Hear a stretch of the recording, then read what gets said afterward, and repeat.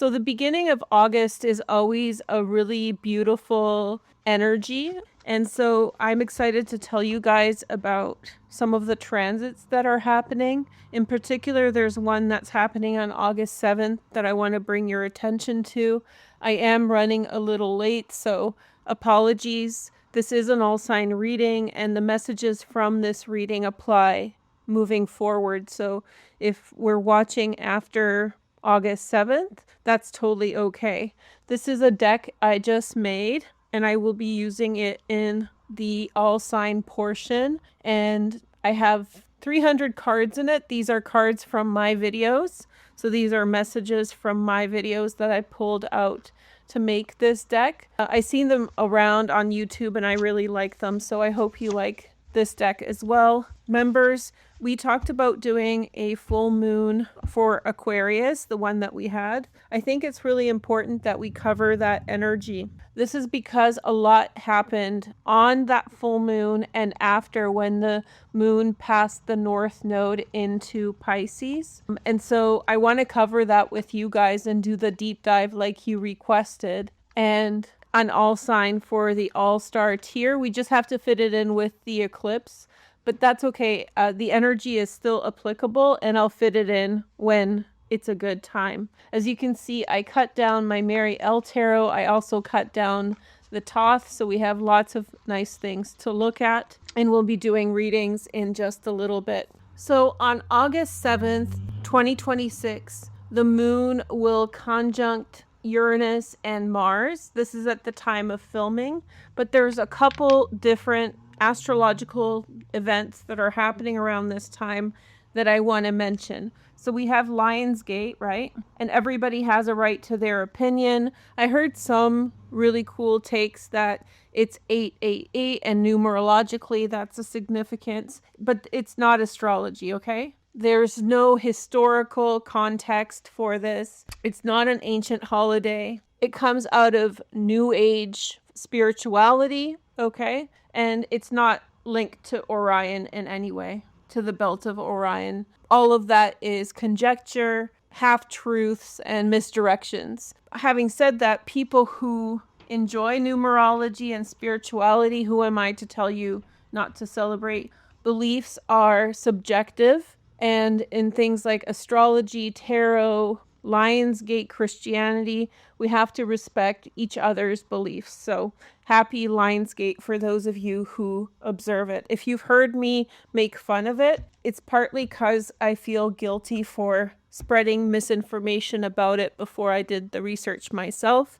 So for the last few years, like 4 or 5 years, I have been trying to clarify what it represents. That's all. Now, it's also midsummer. So this is the midpoint of the summer season on August 7th, specifically 6th through the 7th.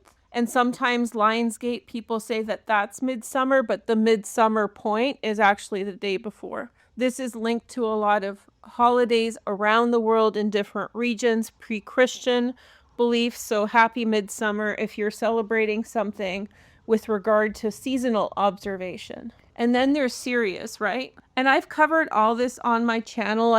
When I found out the true meaning of these holidays, I did videos explaining it in detail. I think the last one was in 2023. I'm not sure if they're unlisted now or public. It doesn't matter. Sirius is a fixed star at 14 degrees of Cancer. And what happens with Sirius is that it emerges from beneath the sun's light. It's called a heliacal rising around this time.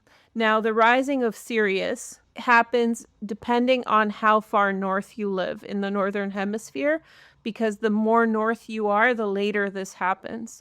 So people who live in Florida and Los Angeles probably are already seeing Sirius rise before the sun on the eastern horizon, while people like me who live in Vancouver, or people who live in London, or maybe St. Petersburg, they're not going to see it until the end of August. So it's a slow progression. If you guys want me to figure out when Sirius rises for your area, let me know in the comments. This is the Egyptian festival, okay? So when Egypt was around, which was 3,000 years, Egypt is around now too, but when it was like the center of the world, let's say, they observed a holiday associated with Sirius in which the rise of Sirius would coincide with their flood season. And the flood season came after the drought. So the drought for a community or a culture that was dependent on agriculture was like death. They were afraid of it.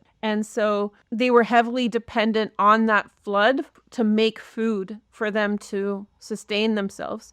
This was high technology at that time. Agriculture, agricultural methods, the flood. It did have mythological associations connected with different goddesses and different myths. However, the core of this was an agricultural observation when the Sirius star rose in Egypt that symbolized that the drought was ending and the flood season would begin and they would have food. In fact, several dynasties or many dynasties we don't know much about, and they essentially failed or had a really hard time sustaining themselves because Egypt went through different periods of prolonged bad crops and droughts. And this is a part of the agricultural technology that they were developing. So this isn't metaphysics, spirituality so much as technology, the employment of technology in early societies. Very interesting. In Greece and Rome, it's really interesting. The energy changed because the earth is tilted and we experience something called the precession of the equinox when the tilt shifts slowly over time. This changes when the seasons happen. And so the rise of Sirius for Greece and Rome became associated with that drought season when it was really hot and nothing was growing. So they called it the dog star. So there's two different associations based on different cultures. Sirius is a bright star. I think it's the brightest star in the night sky. And many different cultures have myths around it, but that's the two core myths. Sirius is also associated with Inanna, which is the prototype or the blueprint for later goddesses like Venus. So indirectly, Sirius is associated with Venus as well through that proto-myth from Mesopotamia. So this star has been around a very long time, and its rise is like the ancient holiday. So when you hear people say Lionsgate is ancient, they're actually talking about this. And a long time ago, I made a video for you guys about a proto-myth. Proto-myths are archaeological myths that are composed of various different traditions. They're compiled in a way to combining different ideas from different cultures that seem connected. And so archaeologists put together these proto-myths, which are kind of like a patchwork of what possibly people thought, since we didn't have written language in those early days, or in certain cultures like mine, Slavic culture, didn't have written language until 1000 CE for a very long time. So a lot of our history is hidden, but can be compiled through this patchwork system, putting together different types of archaeological evidence to show what actually people believed. And there are combinations of studies that brought about one possible myth pointing to a goddess from 10,000 BCE when Sirius actually emerged for the first time over the horizon. Now, this is speculative archaeology, but it is supported by traditions from many different cultures. So they kind of weave those together. So this idea of Sirius being a goddess and revered is rooted in very early human traditions. So whatever you're celebrating, I wish you all the best with that. I do think that Sirius is my favorite one. Midsummer's beautiful as well. Lionsgate, I've stepped away from myself, but if you celebrate it, I don't want to ruin your holiday. I think that it's really unfair to judge people for their beliefs. And I really want to promote a neutral approach to religion and spirituality on my channel, which means that no matter what your belief system, I want to reflect tolerance towards that belief. So Happy Lionsgate. Sorry if my jokes were a little punchy, but I genuinely mean it. Best of luck with your Lionsgate. And, you know, I do believe in mediumship and psychic abilities. And I do believe that human knowledge comes from people tapping into energies and working through sometimes awkward information to find the right path. So, I mean, if your path is showing a way to a good outcome for everyone, who am I to stop you, right? Just as long as people are not saying it's like Orion or, you know, appropriating traditional holidays from indigenous cultures like Egypt, ancient Egypt, then I'm fine. So, and happy midsummer. So that's my political talk on Lionsgate. So something happened in 2023 that was really cool. Oh, so we had all of these holidays, which are annual. They happen every year.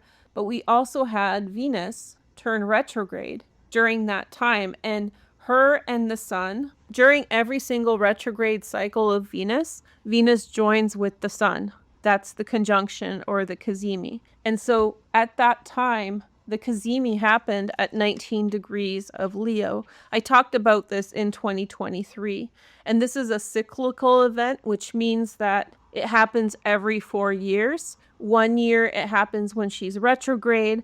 The next year it happens, or then 4 years later, it happens when she's direct. So in 2027, there will be another superior conjunction when Venus is direct with the sun. But in 2023, what was interesting, and this is interesting because on August 12th, we get a new moon eclipse in this position. I just wrote August 12th down below. So we get an eclipse at 20 degrees Leo. So that's connecting that Venus retrograde cazimi with the eclipse. It's an iterative pattern. I talked about this on Substack, so check out my Substack.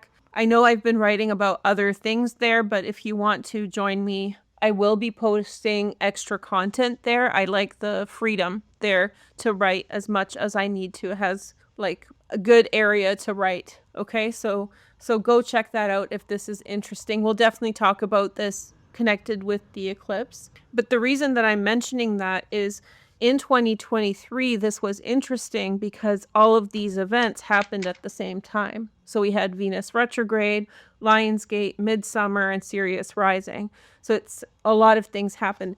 And in 2026, the kind of similar thing is going on, but for a different reason. And that's what I'm here to actually talk to you about today. Now, we've already talked about this in a previous video a month ago, but what's happening right now is that the moon is in Gemini, okay, which happens every single month. However, currently between April and August, okay, every single time the moon was in Gemini, it created special angles to the nodes, the north node and the south node, Uranus and Mars, and it was in a special position. So this was a major activation that kept happening in Gemini whenever the moon reached this position. This special activation is super intense because the moon is closest to the Earth. It's called a supermoon. So it's close to the Earth and it's out of bounds. Now, I've talked about this in separate videos, but just for our purposes here, out of bounds means that the moon is traveling beyond the ecliptic, and it creates in our minds and emotions, our individual minds and emotions, an unhinged, wild quality. We are pushing the boundaries of what is normal in our lives. We're experiencing things in a different way. It's like very like being awoke or awakened or tuned in. So many people could be experiencing all sorts of different emotional feelings that are heightened, as well as intuition, awareness, and clarity. Very powerful. Whenever the moon is in Gemini and Cancer, it is out of bounds. And likewise, when it's in Sagittarius through Capricorn, it's out of bounds right now as a part of a regular cycle there. So the moon is close, but this year something else was happening that made it even more special. So you can see here, this is a chart for today, August 7th, but we had a special conjunction between Mars and Uranus. And I talked about this in a separate video. We're just refreshing that information. This is a planetary cycle between Uranus and Mars that lasts 2 years, okay? And it's the first cycle in Gemini, and there will be several cycles here. In my last video, I talked about this, about how this is a powerful cycle. It initiates energy, and it prepares us for the next cycle in 2028, which I believe will be the big cycle between the planets. We'll talk about that later. What happened last month on July 10th, okay, is that when they joined together, the moon joined them in this position. And this is important because this conjunction between Uranus and Mars right here, okay, was happening squaring the nodes, okay? A square to the nodes is called a T-square, or a midpoint in this condition, in this situation. And this is a very important moment that amplified the beginning of this planetary cycle, especially with the moon's presence on July 10th. So a lot began, awareness started to build, and we were kind of woken up to a new reality that we were facing new possibilities, new opportunities, high emotional peaks. Our mind was activated.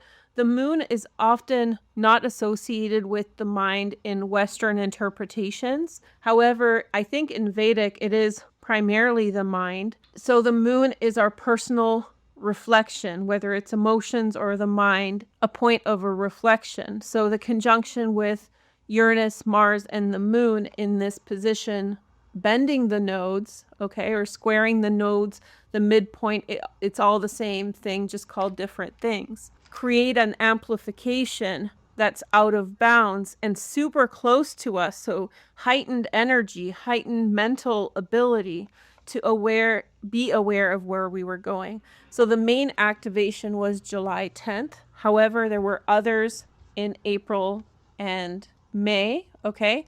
These were lesser activations that were leading up to this point. Whenever the moon returned to Gemini, it's here every single month.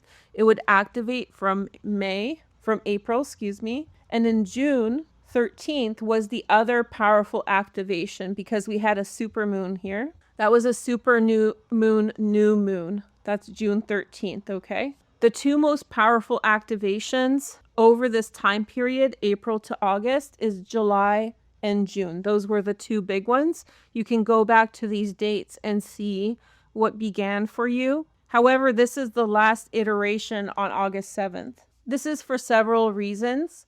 One of them is that the nodes are switching signs. These are the mean nodes, and I know some people are using true nodes.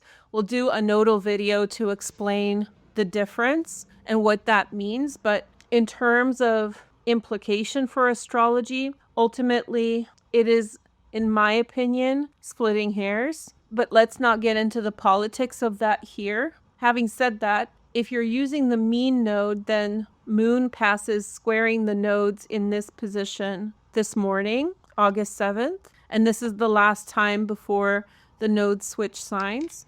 But if you're not even thinking about what sign they are in, the midpoint position is switching. So much so that next month the nodes will have shifted so much that the moon, once it's here, it's not activating them in the same way. The other thing about this activation in August that's nice is Mercury has already gone direct. It's finished its retrograde. And Saturn has already begun turning retrograde. It's already moving retrograde. This means that we have forward motion with a personal planet, and we're really moving ahead. Whereas the last conjunction on July 10th may have been so intense that it was more about taking it in. This activation on August 7th today has a lot to do with forward movement. And when we do the all sign today, you're going to see how we're connecting this to 2028. And it's a pretty important observation. So stick around for that. Okay, so a big supportive energy connected with this position of the moon in Gemini is a grand Air Trine.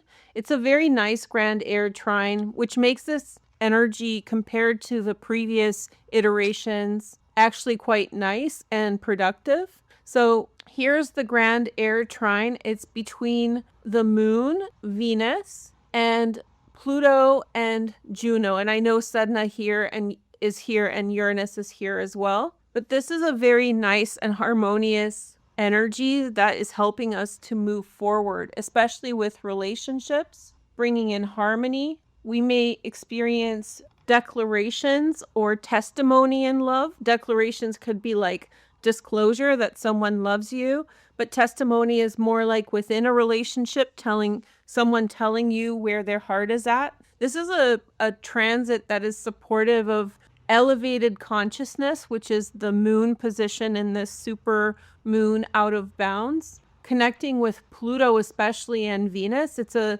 overcoming yourself kind of energy, the ability to overcome yourself, come into your own, be honest, be fearless, to be courageous in the face of love. And this overcoming yourself or other people overcoming themselves towards you allows for growth and progress to be made.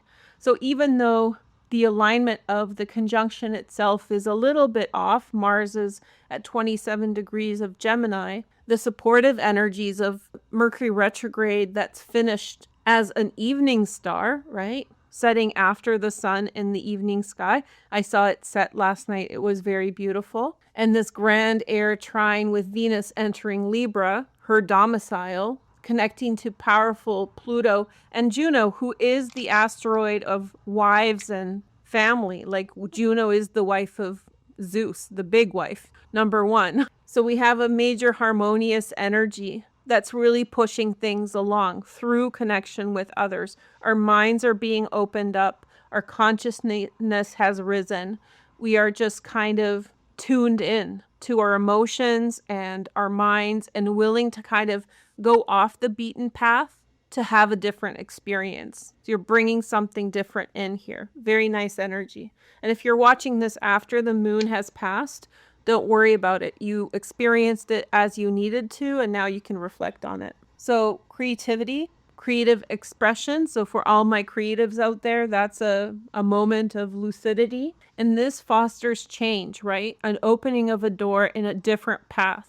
So if you're up against something and hitting your head against the wall over and over and over again, this transit allows you for a different path. Another thing with the moon so high in the sky, so close to the earth in this position, is that it triggers authenticity. You're brave and you're no longer calculating to be appeasing to what others want you to be, whoever, and you're just being you and seeing where the chips fall. It's a very, very brave moment. And we've had, like I said, these repetitions in April, May, June, and July, the big ones, and now the final one in August. And it's very, very nice. It's bringing us somewhere. It's taking us somewhere. And with 2028 coming, it's going to be a little rough, let me tell you. And we've already kind of seen it showing up in other transits that we've talked about. So this kind of energy, this Mars-Uranus planetary cycle that lasts from 2026 to 2028, and these activations waking us up are really bringing us forward into this choppy waters energy in the future. And there's something redemptive here. There's a great potential for growth, overcoming, testing new ground, having different experiences. So let's talk about 2028 a little bit. So here we have the conjunction of Mercury, Mars, and Uranus. So this is a triple conjunction. And I talked about triple conjunctions in December when I was describing the Venus-Mars-Sun planetary cycle. Now here's another rare planetary cycle between the orbits of Mars, Uranus, and Mercury. This is the second planetary cycle in July in Gemini at 11 degrees, 11 for all of you who love numerology. Mars and Uranus are at 11 degrees of Gemini, and Mercury's 11. So we have 11, 11, 11, and then Gemini that looks like 11 for those of you guys who enjoy that kind of thing. So we have that triple conjunction. And I told you in the last time that we covered this, that I think that this planetary cycle on June 23rd, 2028, and that lasts till 2030, is this what we're working our way up to. In other words, the planetary cycle that we began in 2026 is kind of like training wheels. It's not meant to be perfect. So go live your life, have fun, and the real deal will happen in 2028 for you. So the next time this arrangement of Mars and Uranus happens is 2028, and the difference is that the moon will no longer be out of bounds. The nodes will have shifted in such a way so there's no midpoint square antagonizing the energy, so it's going to be much more chill, much more relaxed. I don't know if you can tell here, but Venus is actually stationed on the day of this triple conjunction. So Venus is stationing direct after she just finished her retrograde. She's a morning star here. So we have a much more mellow beginning the next time around. And so this activation in 2026 is our preparation for the big showdown, for the real deal in 2028. And we've talked about 2028 before. Here's kind of like the more serious truth about 2028. And if you're sensitive or prone to worry, then you might want to skip this and just go watch your zodiac sign. But 2028 looks pretty intense. There's a eclipse that's happening connected to, what was it? Connected to the 20 degrees of Cancer. Was that what it was? It was a south node eclipse that's going to come up. Yeah, that sounds right. There's going to be an eclipse in January, I believe, a full moon eclipse. And then there's planetary cycles that begin between Venus in the south node and Mars in the south node at 20 degrees of Cancer as well. So if you watched my video about the importance of the 19 to 21 degrees of Cancer, about the cluster of astrological events at this degree we're in the middle of a century in which this is happening. This is the degree of the century. No other degree has as much activity, as far as I know, like this. I think there's 14 eclipses at this degree within a century, like wild stuff like that. Anyway, 2028 is going to be our decompression year, in which relationships unpack and a lot of stuff gets cleared out. But now I want to add to what we already know, which is this, and that's Saturn and Chiron. And I'll show you them in the chart. Chiron able to be side by side until July 2029. So that means that they're going to travel in the sky for a whole year. And we'll do a separate video on this, but I just wanted to nod in today's video in the all sign to this, because this is going to be something you want to prepare for. This conjunction is happening in Taurus, which has to do with money and health.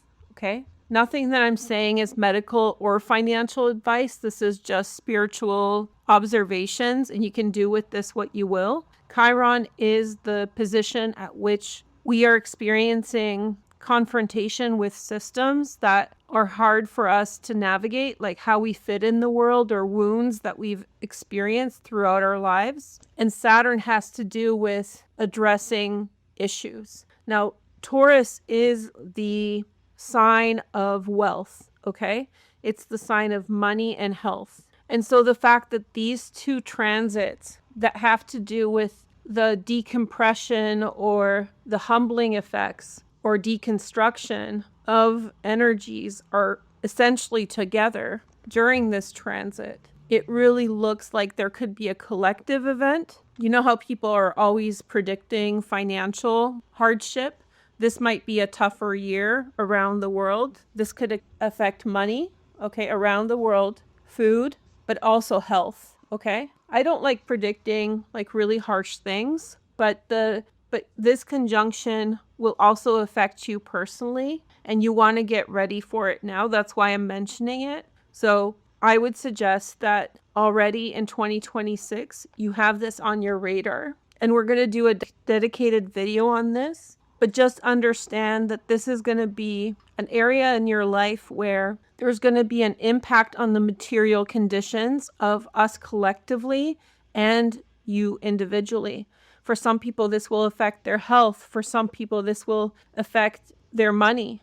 For maybe some regions will affect food impact. So I'm not sure the extent of this, but we're going to visit it today in the all sign video. And the reason I'm mentioning this right now is that these lunar activations in Gemini and the triple conjunction in 2028, the planetary cycle, this is taking you forward, okay? This is a very good energy, and you want to pay attention on August 7th to this. What's starting for you? What are you hopeful about? What's exciting? Because at the same time, there's a competing energy in which access to resources becomes thinner, circumstances change. There could be some unexpected events involving health. And I don't want to even say, but you can imagine what a worldwide health crisis is. So something like that, food shortages or some kind of issues to do with money.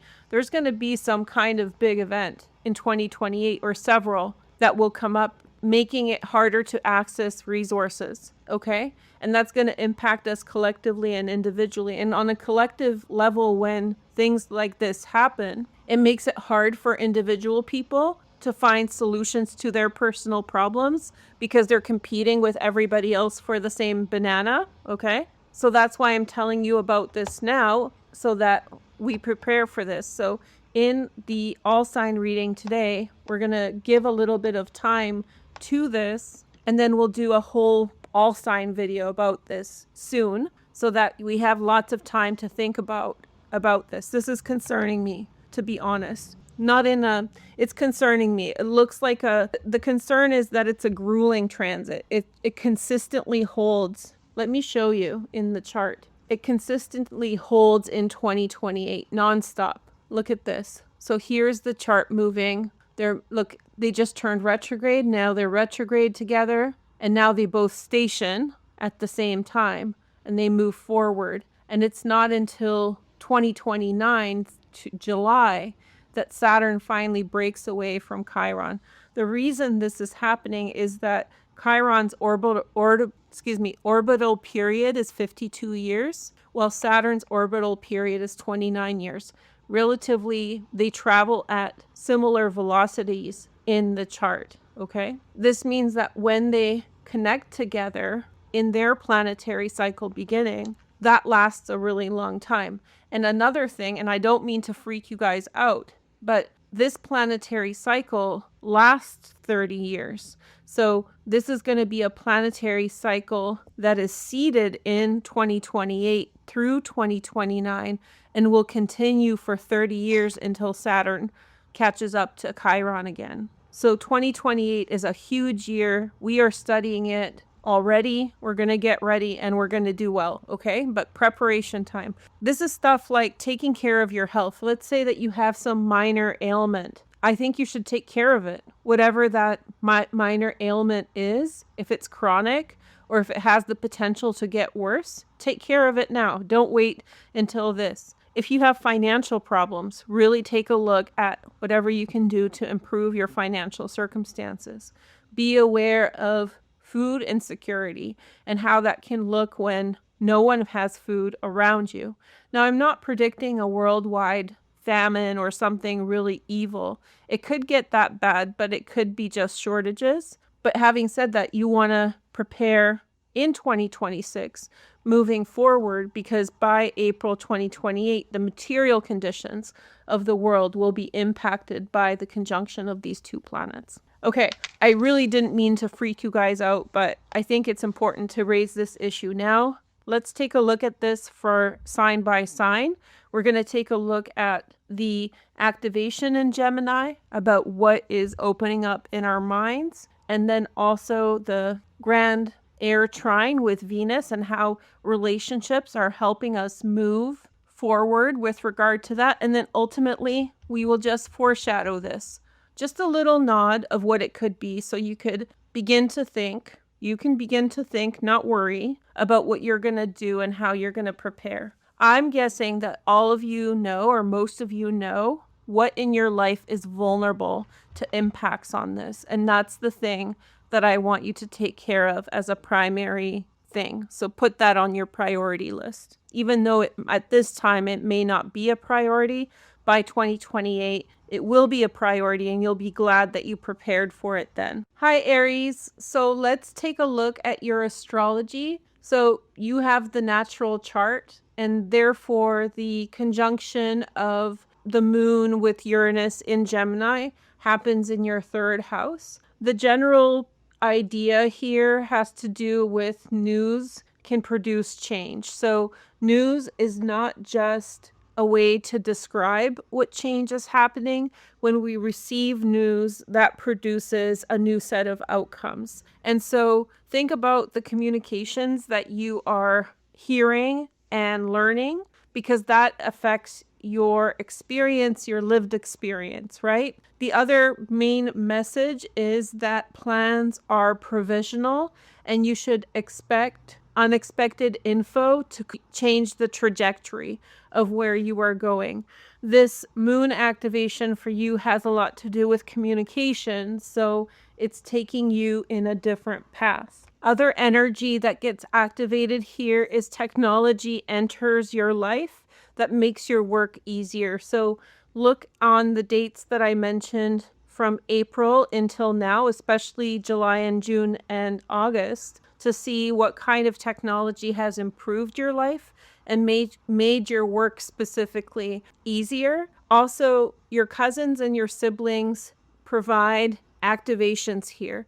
These are long-term planetary cycles, right? So, or mid-length. So we have 2026 to 2028 and then 2028 to 2030. Siblings and cousins, study them and study what kind of energy they're bringing to you and what kind of productive, forward-moving energy that generates. Another important thing to keep in mind is that your secret projects, okay, are almost ready. Now, this is kind of looking at the North Node still in Pisces on my chart. There's something that you have been working on maybe for a year and a half now, or thinking about mulling over, that it's ready to sort of unveil or bring to the forefront or make it less secret. So it's time to move forward. And this transit that's to do with communications allows you to do that in a nice flow state. So just looking at the grand trine here between Pluto and the moon and Venus that has just entered Libra in your 7th house, that's really nice for relationships. So you may be experiencing a lot of improvement with regard to your family, especially siblings, people your own age in your family, not your partner or spouse, but other members of your family like cousins and siblings. Those are activated here. But also the Pluto-Juno connection broadens the reach of your family to like partner, your siblings' partner, like a broader network of people connected through family. So if there is some kind of a long-standing disagreement, maybe about roles or responsibilities, under this grand air trine, which has a lot to do with like, consciousness raising, being aware of like where other people are coming from. Sometimes between adult children, there can be a push-pull about responsibilities and maybe past difficulties that you had when you were children that kind of carries over into adulthood. There's some kind of clarity here. And that tension under this grand air trine can really improve and resolve. You can also be experiencing olive branch energy. An olive branch just means that someone's reaching out to you to improve a situation. Again, think family, or you're reaching out to someone. It's time to improve your relationship, improve the situation. Okay, so when we're talking about 2028, and I won't change the chart, but you can imagine here. So this is Chiron in Taurus right now, but in 2028, it's going to be here with Saturn. So that conjunction here. So the energy that you want to prepare yourself for here has to do with simplifying your current possessions, spending, and commitments. So if you're kind of committed to paying, like some people pay annual memberships to things, just make sure that you're using all your memberships. If they're like $1,000 or whatever you're forking out once a year, or monthly with a long-term contract, you may want to figure out where your money is flowing and stop that as soon as possible. This is not predicting hardship for you, but when these transits come together in your second house, I think it's very wise to be conservative going into this. The second house has to do with money, so that's going to be, you're going to be the sign that's impacted by this probably the most. And this means that anything that's costing you money to have, like even if you have 2 cars, for example, and you only use one, ask yourself if like it's worth the insurance and things like this. So do wise budgeting moving forward to 2028, and then you'll have a much more comfortable transit of Chiron and Saturn in this position. So this is just preparatory. It's not meant to freak you out. I'm a Virgo, so I plan ahead. So this is me suggesting how to tackle this energy, and we'll talk about this in a longer video. Okay, so let's take a look at your tarot a little bit. I cut down my decks, so they're borderless editions now, which I love. I have this as a borderless edition, the Mary L. Tarot, my favorite deck, but I didn't want to paint over my matte one, so for YouTube, so I cut down the glossy one. Anyway, here's your energy. So this is the Two of Wands. I do get these cards mixed up without the words, but it doesn't matter. It's an intuitive message. Two of Wands, Cancer. We have Knight of Cups, and then we have Queen of Cups. There's a lot of people involved in a situation concerning you. So since we were talking about relationships so much for you, remember I was mentioning that Mercury has just gone direct in your 4th house of family. So this can be concerning your family members, maybe seeing the true nature of your family members in a different way than you saw before, making certain plans with them, thinking about the future, thinking about the possibilities. I'm picking up on the fact that someone such as a grown child could be entering into a relationship, and you're wondering about which direction that will go. Especially if you have a daughter who's a water sign, she may be entering a romantic relationship or be in a romantic relationship. And there's like this fear. It doesn't come up as a dangerous thing, but maybe it's because you naturally feel that this is going to be a serious relationship. So that feels like daunting, like there's a big world opening up ahead of you. And then we have, I think this is the 10 of Wands. I feel like you feel like the world ahead of you feels big, like intense, like the unknown. I feel that you know that you're at the beginning of a really long journey, 3 of Cups. And I think that some of the people that they're coming back to you. So I think you're in some type of a passage of time between 2026 and 2028. And the world around you is changing. Like, for example, if your child is getting involved in a serious relationship, their energy is redirected in a new way. And your relationship in relation to that changes. You become more autonomous as their attention focuses on love. I think you're also worried about who from the past is going to return. I think you sense that someone is coming, and I think you know who it is. It could be a family member based on the astrology seeking reconnection. Now, my Aquarian moon is like no reconnections here unless there's exceptional circumstances. And I think that for me, as an Aquarian moon, which is similar to like an Aries energy in that way, I'm tenuous about that because I question whether or not there is a change and there is forward movement. And I think you feel this ominous kind of like, what am I going to have to do? Like, how am I going to have to concede with this person, you know? But I'm sure it's going to work out. So here is the deck I made. This is from my readings. So we have somebody's going to tell you something, full disclosure. Somebody's going to tell you the truth about a situation. This could be a secret relationship that someone is having around you. You are sensitive. I don't even remember this one, making this one. I get this with the water sign activation here. I do sense that you're very sensitive at this time.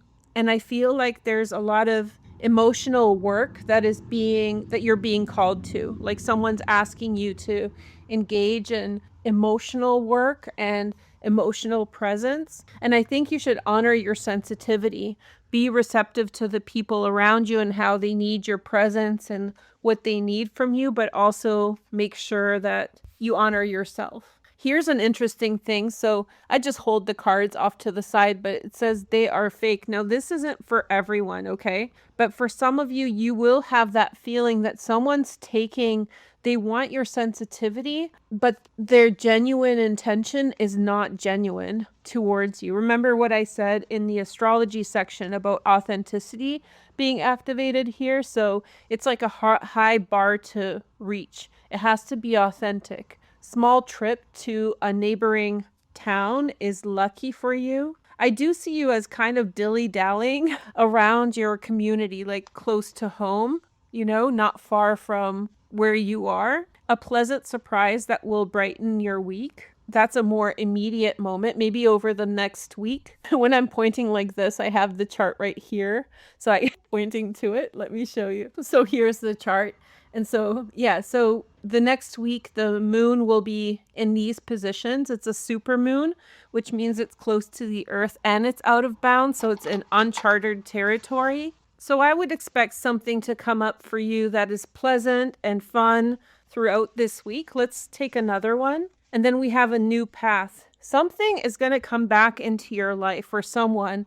This could be a family connection. And I think you know that a new path is emerging for you, that you have something to do, that you have some direction to follow, that you have some type of commitment. Okay, so I hope this was helpful. Let me know in the comments if you have any questions, especially about Saturn and Chiron in 2028. We're going to do a dedicated reading and I'll use your questions to build upon that. Just make sure to let me know your transits when you do ask a question, because that way I can focus when I'm creating the all sign. Okay, Taurus. So today's reading is really with you in mind because the conjunction of Saturn and Chiron is happening in your sign. We'll get to that in a minute. But before we do, let's talk about the moon activation because it's actually in your second house. This is like extremely lucky. And since April, you've had a fairly active awareness of where your possibilities are in terms of making money and growth. Now, pay attention to the North Node here. And I know some people already have the North Node in your 10th house, but for this consideration, it's really about the North Node in your 10th house or 11th house, sorry. This activation by the moon is impacting the North Node. I wish this program had arrows, so I have to draw them manually. But under this transit, so from the 7th over the next few days, pay attention to friends and who they connect you to, and what kind of possibilities they introduce, and also invitations that you may be experiencing. There could be like an opportunity for you to speak with someone, a friend, and make some plans, preliminary plans to make money. Look at this timeline to 2028. So there's some mid to long-term goals here. The overall kind of vibe in the second house, and you can look back in April, May, June, and definitely July. Ask yourself this question: what is valuable versus what is habit? So, and this is a very good question when we're considering what Chiron and Saturn will do in 2028. So start focusing on value versus just convenience or habit. And when you differentiate that, you will feel or see where your emphasis should be. Oh, I wrote something here. And what is familiar? Okay. Sometimes we expand our resources into things that are familiar out of like just habit, right? Like get used to going in a particular direction, or like maybe going to the coffee shop, every day. It's like, is that what you want? Ask yourself, is that really a value for you? Maybe it is. Maybe you need that in the morning, and that's okay. But there are certain things that maybe your resources are going towards that are actually automatic at this point, and they're no longer productive in your life. So under this transit, you may have noticed a pattern that there are unexpected expenses that are bringing people together. So just high costs of certain things. You pool your resources together, especially while the North Node is still in your 11th house for the next few weeks. So you may have seen this as a pattern from April till now. And this habit of pooling resources together with friends can be really helpful for when Chiron and Saturn join together. So pay attention to that. You may want to pay attention to how your casual skills are being monetized. So maybe you're telling your friend, like, I just draw for fun, and maybe they need someone to draw cover art for their music album, and you get some kind of a contract to do that. So something casual that you do may become a point in which you casually make money, or you find some outlet for it that has some kind of a monetized aspect to it. So far, when I'm looking through this again, I wrote the list, so I know what I wrote, but now that I'm reflecting to it, I've covered the, astrology. I already did that section for everyone. I feel like yours is like really preparatory for when Chiron and Saturn join together. You may become some kind of leader around your family and friends when confronting, like if there's a big global issue during that transit. I feel like you're going to be the voice of reason, preparedness, like you will have insight to help people. Chiron was actually a healer, right? So you could see yourself in that healer position, bringing help to people, helping people to figure out how to things through.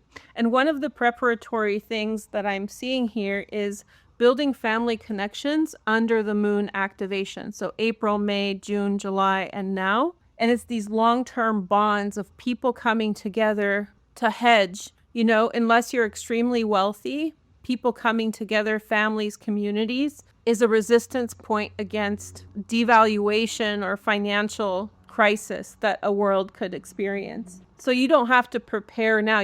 Not everybody's a prepper, right? But like you could connect with your cousins and be like, just casually connect and see how they're doing. Maybe you don't even talk about it, but you start laying the foundation of potential preparation for 2028. Okay, so enough scaring you. Let's take a look at, I'm not trying to scare anyone. I'm a Virgo. I like to be prepared for anything as much as I can. So remember, we have the grand Air Trine with Venus. Okay, so there's Venus right here in your 6th house, and we have Pluto right at the top of your chart, and then the 2nd house stack. So this is financial. So you may be experiencing career opportunities through social connections and through cooperative relationships that are established. I really get the sense that you have this cooperative element. So like people who you are already acquainted with, you're moving together with them. And if you're in a partnership right now, that connection could be a key to your potential growth. If you're not in a partnership, this could be referring to people with whom you build that primary connection with. And if you're not seeking a romantic relationship, this could be like with your best friend. I'm very open in the way that I interpret relationships. Relationships exist on a spectrum.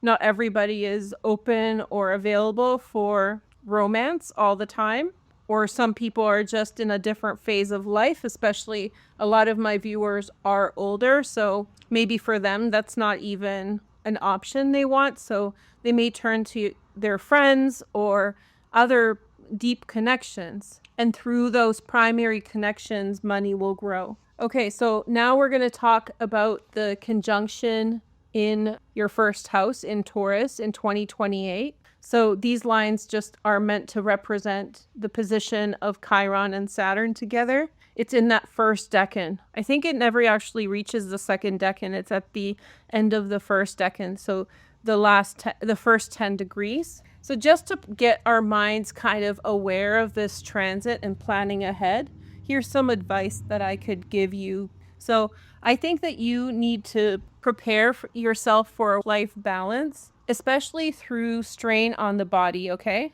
So in a high stress environment, really hard, can really, really damage your body. And likewise, I think that my advice in the astrology overview for paying attention to small health ailments is very important. So let's say that like you have a mole, that showed up and it's looking kind of funky. You need to go and check it out. That's the bottom line. This is not medical advice, but I think this is good practical advice. So just prepare yourself. Don't put yourself, make sure you get the rest that you need. And if you're pushing yourself hard in terms of pushing yourself beyond your comfort zone, I think that like you need to really pay attention to that, because when that conjunction happens, and especially like not maybe the body, but like the mind, if you're engaging in strenuous activity, that's going to affect your first house, and it can cause you significant impact when those two planets are like that for a whole year, back and forth in those degrees. It's a gong show of a transit, and the intensity is in the conjunction lasting that long. So I urge you, Taurus, to take care of yourself, because everybody's on a spectrum. Not everybody's going to have, the extremes of the consequence of that. But if you have certain transits and they're aspected a certain way, then that, if you keep pushing yourself from now until then, once 2028 comes around, that can really impact you in a hard way. So take care of yourself. Okie doke. So let's take a look at your cards. I know some of this reading is kind of intense with the transit in Taurus, the conjunction of Chiron and Saturn. So I want to show you on the bottom of the deck was the sun. So hopefully it's going to be a good time for you. I think your strength is definitely in communities and relationships, and preparing yourself through your family relationships, community relationships, to hedge against whatever comes. But your weakness is over putting too much pressure on your shoulders and running yourself dry, Okay, so we have the Five of Cups, the Unicorn card, okay? And then we have the Hanged Man. This is the card of Neptune. I think that maybe certain family members, I'm picking up on the fact that they're slow to respond. Maybe they're elderly. Look at this. That's the King of Wands card. It's so beautiful. I chopped off the borders for the Mary L Tarot, and it's just, I love borderless decks, so this is a gem. So, okay, so I have a sense intuitively that the reason that you need to start talking to your family, especially about the future, and just maybe not having outright conversations, but dropping hints and, testing the waters. I think that some of the people are slow to adapt. Now, not profiling people at all, but they may be elderly, and so they need more time to think about things. So I'm dealing with elderly people right now, and not dealing, but just, I'm interacting with elderly people. And I've really found that it's really well to drop hints. So in the last minute, I don't introduce new plans. I suggest plans a week before in a subtle way. And then that allows people to kind of think about it, internalize, and then they're ready a week later, to do whatever I suggested. So that's what the Hanged Man reminds me of, kind of being slow to adjust and accommodate whatever people's needs are. But you may find that like you want to figure out strategies for the people in your life, so you're communicating at a level that is appropriate for them. Kids too, that's the same strategy. You want to, introduce, hey, you want to go for a trip in a month, then a child has a month to adjust to and prepare themselves for any trip that you're taking together, right? So introduce these topics early. That's what it feels like to me. Learning the strategies of communicating with your family members. And then I think this is Five of Swords. We'll just make things up intuitively as we go along. So yeah, I just feel like there's resistance. So you're bringing information to people and they're not understanding. So families, we love our families, but not everybody's on the same page. And I feel like you will be facing a certain degree of resistance with regard to communication And then we have the Four of Cups. Look for a small hint that someone is actually ready to communicate. There could be a turnaround, but expect delays for that turnaround to happen. This could be, I keep pointing because the chart on my screen is over here. Sorry, but here you go. I feel like you could be really excited about a path that you want to take, right? In the second house, like a business opportunity, a way forward. And you're communicating that to family members and it's not registering. So your communication about that is like, it's like how you communicate. Prepare yourself for an appropriate communication level. Let's see the next message. We have the Ace of Swords. You're going to get the answer that you're looking for. Like I said, pace yourself well. This is really reminding me of my situation, and in the sense that how you communicate is important. And then two came up together. So we have Knight of Swords, and then we have 10 of Pentacles, okay? So there is going to be a front runner in your situation. By front runner, I mean maybe a cousin, brother, sister, maybe someone who's younger or your age, who's kind of quicker with the program than the rest of the group. So someone who's sharp and smart, okay? And they are going to either connect the dots and be the connective force for you in this situation. So you have your idea and there's going to be delays. People are not going to understand what you mean. And then you're going to receive communication from a person, male or female, maybe an air sign, Gemini, Aquarius, or Libra, and they're going to understand your vision. And then things will move forward like you want it to be. So we have the Level Up card. I made these cards from my old videos. Ask a cat. Maybe I should, okay, let's do them like this. Okay, so our next message is, so this involves a level up, a long-term strategy involving money and success. This person is destructive. Oh, okay. Some people are afraid of money, you know? So I don't know how you can be afraid of money, but especially certain people that have gone through particular life events, they might be self-destructive when trying to, that's where the resistance could be happening, is that they have issues with not confidence or trauma, whatever. I'm not a doctor, not classifying anyone. Unexpected social support. I feel like that speaks to the Knight of Swords or the Page of Swords. It's a very, very smart, sharp person. It's that cousin that knows how to code. It's that cousin that kind of is shining bright and everybody's like, what are they doing this week? That's what I feel like. There's someone in of people who's a little smarter, who's a little bit with it in terms of ideas. That's going to be the person who reaches out to you. I don't get the sense that you should reach out to them. I think you need to seed whatever it is that is coming up. Seeding means put it out there in some way and then just wait for the energy to play out. Let's see what else we have. Water sign helps you. So maybe they're not an air sign. Maybe it's a water sign.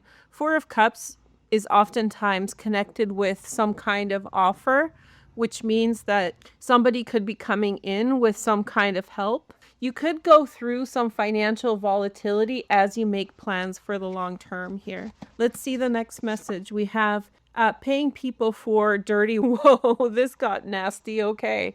So someone is paying other people to do their dirty for them. Maybe you know something about a situation and then you're trying to navigate it and that's slowing you down. Interesting. Somebody else's behavior, if you're watching. I get this, I get the, how do I say this? I get your uprightedness in the situation. Like, you're not the troublemaker, but I think maybe you're navigating an environment. Oh, look at this. Let me show you something, because this may be applicable, and we'll develop this later when we talk about the conjunction in Taurus. Okay. But look at Saturn in your 12th house. There could be conditions around you at this time that are impacting all this, like people sneaking around, things outside of your control, other people's issues. Like, you could be adjacent to some kind of shady business,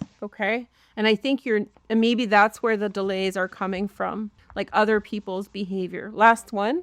Okay. So we have false accusations. Interesting. So this is kind of a warning together. Look, they are trying to humiliate you. Somebody is, oh, this is intense. This is a strong message. And I honor things like that. This, and especially with that 12th house stack, I think you should be cautious at this time because someone could be against you. I sense that it's a dangerous environment. Dangerous, not necessarily physical danger, but in the sense that not everybody is fair and square, okay? And I think that you're starting to see parts of this. I think that you need to slow down. This hanged man is for you. You need to go slow. And I have a sense that somebody is going to come through with the truth. So try to stay away from troublemakers, trouble people. And if there are false accusations that you're navigating, especially to do with money, there I go again, pointing at the chart that you can't see, but in the second house, right? Remember, this is about your level up. And whenever we level up, you know, other people feel it and other people come for us to try. It's so surprising how many people want you to like lose and suffer, and just because you're doing well, you know, or just because you're being successful, how many people want to take that away from you? It's not like a majority of the population, but there's a percentage out there, let's say 5% of weird people that like are gunning for you, no matter what your gender is, no matter what the situation. This is what it feels like, and when we are leveling up, that's when they get triggered, you know? Doing this, I experience situations like that where people just don't want me to be successful. I don't know why. They want to rip it away from me. Weird people, right? So you might be experiencing something similar where there's resistance maybe from your family or a community of people that you know, a group of people maybe in your... There are people who will help you, and I do think that a person will come through with the truth on any false accusations. But I think that you need to play a conservative game here, my friend, and be very, very careful of the kinds of things that you let in, how much you let out, how much you share. Okay? Thank you guys so much for watching. I'll catch you next time. And yeah, get ready for 2028. Hello, Gemini. So the activation of the moon is in your first house. This is affecting how you show up in the world, and especially in combination with all the planetary cycles between Uranus and Mars. This is likely the most impactful planetary cycle in your chart right now. So, and it's going to extend for a long time. So you want to pay attention to this. The conjunction has a lot to do with the mind-body connection and how your identity in the world shows up through your body and through your appearance, and vice versa. How your body and appearance affect your identity in the world. This just means like taking care of yourself and being conscious of how your movement transposes itself into your behavior, okay? So how your actions and reactions encode you into the world. I really like this transit for you. I would say that probably one of my favorite ones that I saw when I was preparing this. You might have experienced an iteration of fast decisions and inspiration in your life whenever the moon was in Gemini, particularly through April, from April until now. Every single time the moon is in Gemini, that's very nice for you. It's a 2.5 day brightening in your chart. However, because of this transit, it's particularly impactful. It's like who turned on the lights in a big way. So it's very nice transit. It's peaked right now, and now it's waning a little bit, but it's still very positive, activating your mind to make fast decisions and be inspired, like about life directions and kind of having a vision. So pay attention to your vision. There's also situational things that happen under this transit, like last minute changes may happen under this activation. And you should be willing to give up plans or change your plans for spontaneous ideas. So you're going one way and something happens and you know that you need to go a different direction. You should follow through with that. This is a very good time to propose ideas to others. I should tell you why, huh? So Proposing ideas to others is good because of the grand Air Trine that's activated with Venus in Libra. If you have placements in the first degrees of Gemini, that's extra powerful for you because this transit will last for you for several days, let's say a week. So that means that your transits in this position in Gemini are activating a grand air trine on their own, and you don't need the moon transit or Uranus supporting this. This increases high communication, openness to others. This is a wonderful time to propose your ideas to others and to share your inspiration. Likewise, you may be experiencing that people are bringing interesting ideas to you, leading to a good time, enjoying yourself, having fun, just general nice energy. So Geminis love cleverness, right? You love something new. You love a fresh beginning. So this is a wonderful transit to be stimulated, intellectually stimulated by your environment, or you just coming up with clever things yourself. So looking towards 2028, and we see the Chiron and Saturn conjunction. That's going to be in your 12th house. This is just an introduction to the concept to get you thinking about which direction to pay attention to. But under this conjunction, which is going to last a year, that's the hard part of it, or the heavy part. I would say that you really need to make space for downtime and decompression. So you need to have a place to relax and enjoy yourself, or just to decrease the stimulation, okay? Also, another thing to plan for up ahead is to be careful in the way that you interact with institutions, such as government institutions, corporations, big groups of people, but particularly like government, bureaucrats. Be careful what you sign up for, even in 2026, or how much information you tell them, because this could lead to very intense implications or consequences in 2028 for a whole year. And this could be affecting your money, time, stress, availability. It could be very unrelenting. So, make sure all the forms you're filling out are correct. Make sure you have all your taxes completed on time. All of those things are going to be hitting your 12th house. And I'm not sure how it's going to affect you personally, but for many people, there's going to be tension. Like, the government's going to require things from you, for example, that may be like hard to put together, or just requiring a lot of energy or time. Okay? So again, not trying to be negative, but just don't set yourself up for a loss by being like putting things off or being careless. Okay? Now, because that can land you into like a heap full of trouble in 2028. And that a whole year of that transit, not looking for, and then South Node conjunction with Venus and Mars in Cancer at that it's going to be a lot. And that conjunction in the South Node for you is going to be in your second house of money. Okay? Be careful also of relationships. That makes me think of that, right? So don't tell your partner. Be careful how much you tell your partner, or how much have a separate bank account, those kinds of things. This could also affect how your siblings handle money, and just be careful of that whole thing.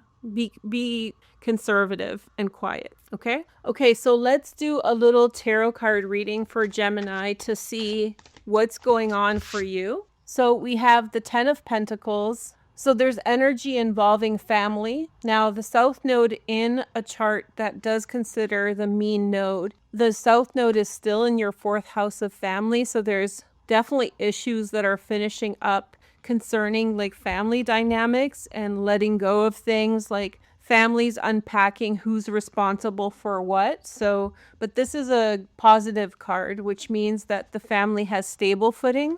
Let's see the next message we have. This is the 9 of Pentacles. This is the 10 of Pentacles. Okay. I cut off the edges and now I'm confused, but that's fine.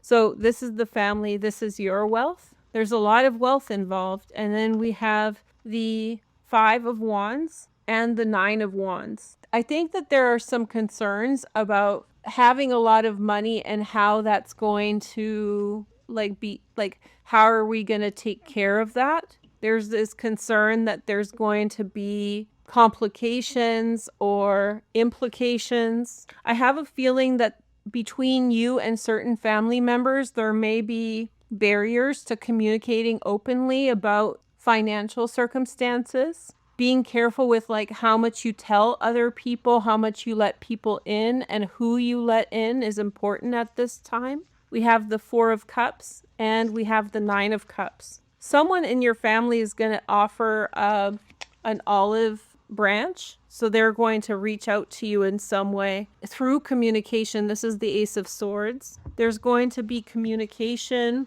and it's going to turn things around. So what it looks like is that there's a lot at stake. There's a lot of money at stake, or financial dynamics are at stake. Okay. And so people are being cautious towards each other. I made these from my previous videos, and there's like 300 cards in here of messages. I see these all over YouTube, so I thought I would make one myself. Trying to hide true face. I feel like there's a lack of trust in maybe social relationships. Right now you have a bunch of planets in your 11th house. So this could be not your family, but your friends. And there's a lot of money involved, and there's like a lack of trust between people about like how you share and what you keep private to yourself. Someone has substance abuse issues. So someone in your family is maybe like, there's things, how do I say this? There's things that are risks, right? There's a feeling that there's a risk involved in because of something, because of someone possibly using substances. With a lot at stake, people are worried, and the next message is growth ahead. But you know that you need to move forward sooner or later with things. Let's see the next message. And we have, you are closing a heavy chapter in your life. There's a dependency problem. Dependency not on substances, but I mean somebody's depending on another person, and maybe this is you. And so now you're moving ahead as this is clarifying, or you're becoming free of being under the influence of weight from that situation. Full disclosure soon. There's truth coming about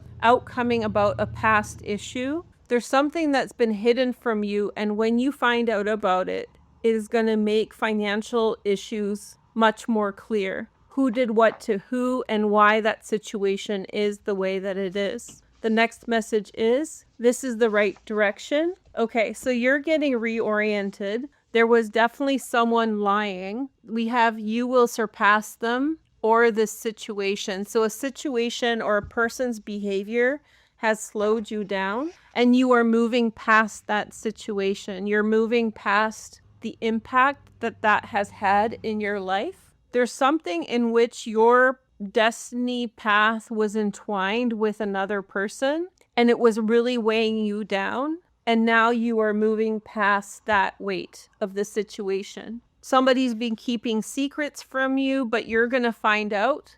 And those secrets were stopping you from moving forward. When you find out, your path will become clear, and then you will be able to move forward in the right direction you've been waiting for. Somebody's going to help you along the way, and it's going to emancipate you, set you free. Okay? Thank you for watching. See you soon. Bye-bye. Hey, Cancer, it's Veroosh. So I'm going to tell you about how this transit affects your chart. We're looking at the 12th house today, majorly the 12th house, but also the 11th house a little bit later. Overall, this activation from April until now has to do with change, an accumulation of change.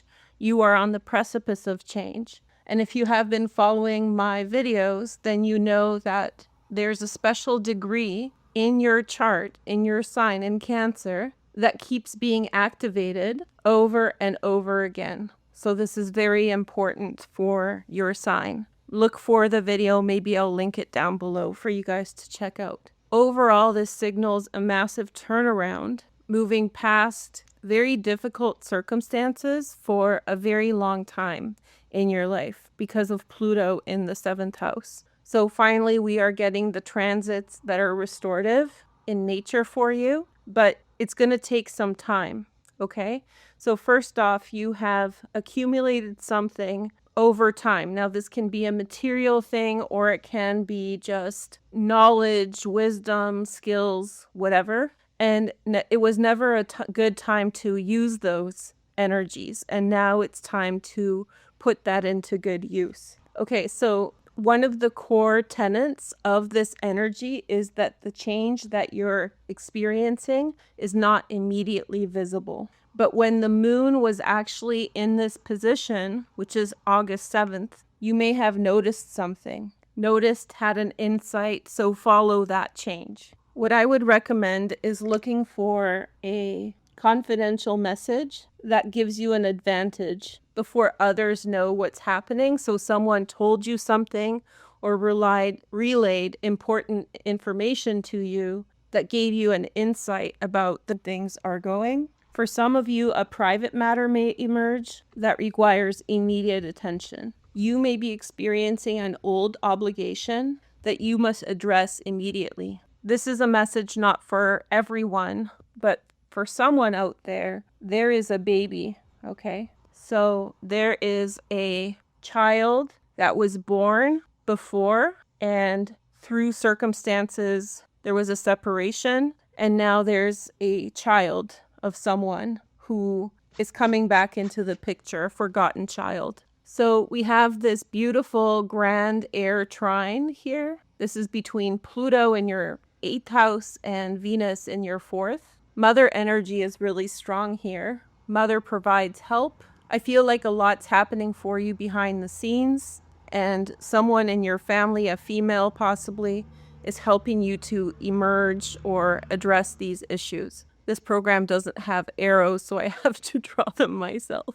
Sorry. So in your home, family tensions improve under this transit, especially if it has to do with hidden things, hiddenness in some way. For some of you, if there is an opportunity to change living arrangements, that is considered favorable. So overall, harmony is coming into your family life, especially after some degree of tension. And now I want to mention to you guys the conjunction of Chiron and Saturn in 2028 in your 11th house. Now we'll do a full video about this later, but just to get you thinking about that you need to focus on, assess your social relationships for unpaid labor. So this is where you are working for free or where people are reaching out to you only when you need something. This is not an immediate problem. However, when we're looking towards 2028, this will be something that you want to bring focus to, okay? So let's take a look at the tarot. Okay, so let's take a look at your cards. So we have the Two of Swords, and then we have the Seven of Pentacles. So there's a situation that requires that you give it some time. You have to wait and see. It may have something to do with career or your work. There's money opportunities for you here. However, you have to wait either for somebody else's input, some information from an outside source, before you move forward in that you want to go. Oops, these two cards get stuck together because I had to paint them over. So this is the Ace of Wands, which is really good in terms of opening a path forward. Since they got stuck together, I'll just show you. It's the Emperor, which is very nice. So a business opportunity is emerging for you. I feel like you really want to move forward in a particular, but you have to bide your time. Like I sense a eagerness to move forward towards achieving the thing that you want. But there's a lack of information that prevents you from being able to move forward in the way that you want, and that's okay. We have Five of Pentacles.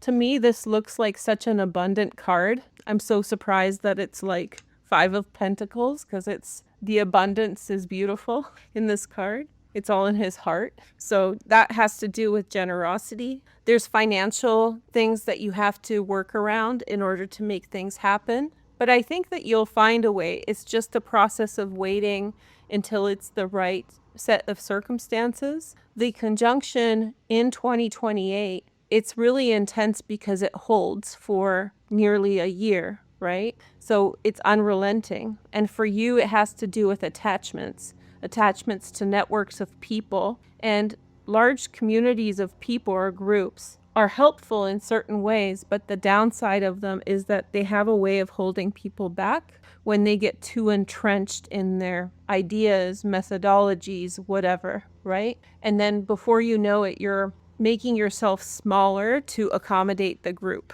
That's what I feel is your biggest threat. I keep pointing over here because in my screen where I'm looking, I can see the chart.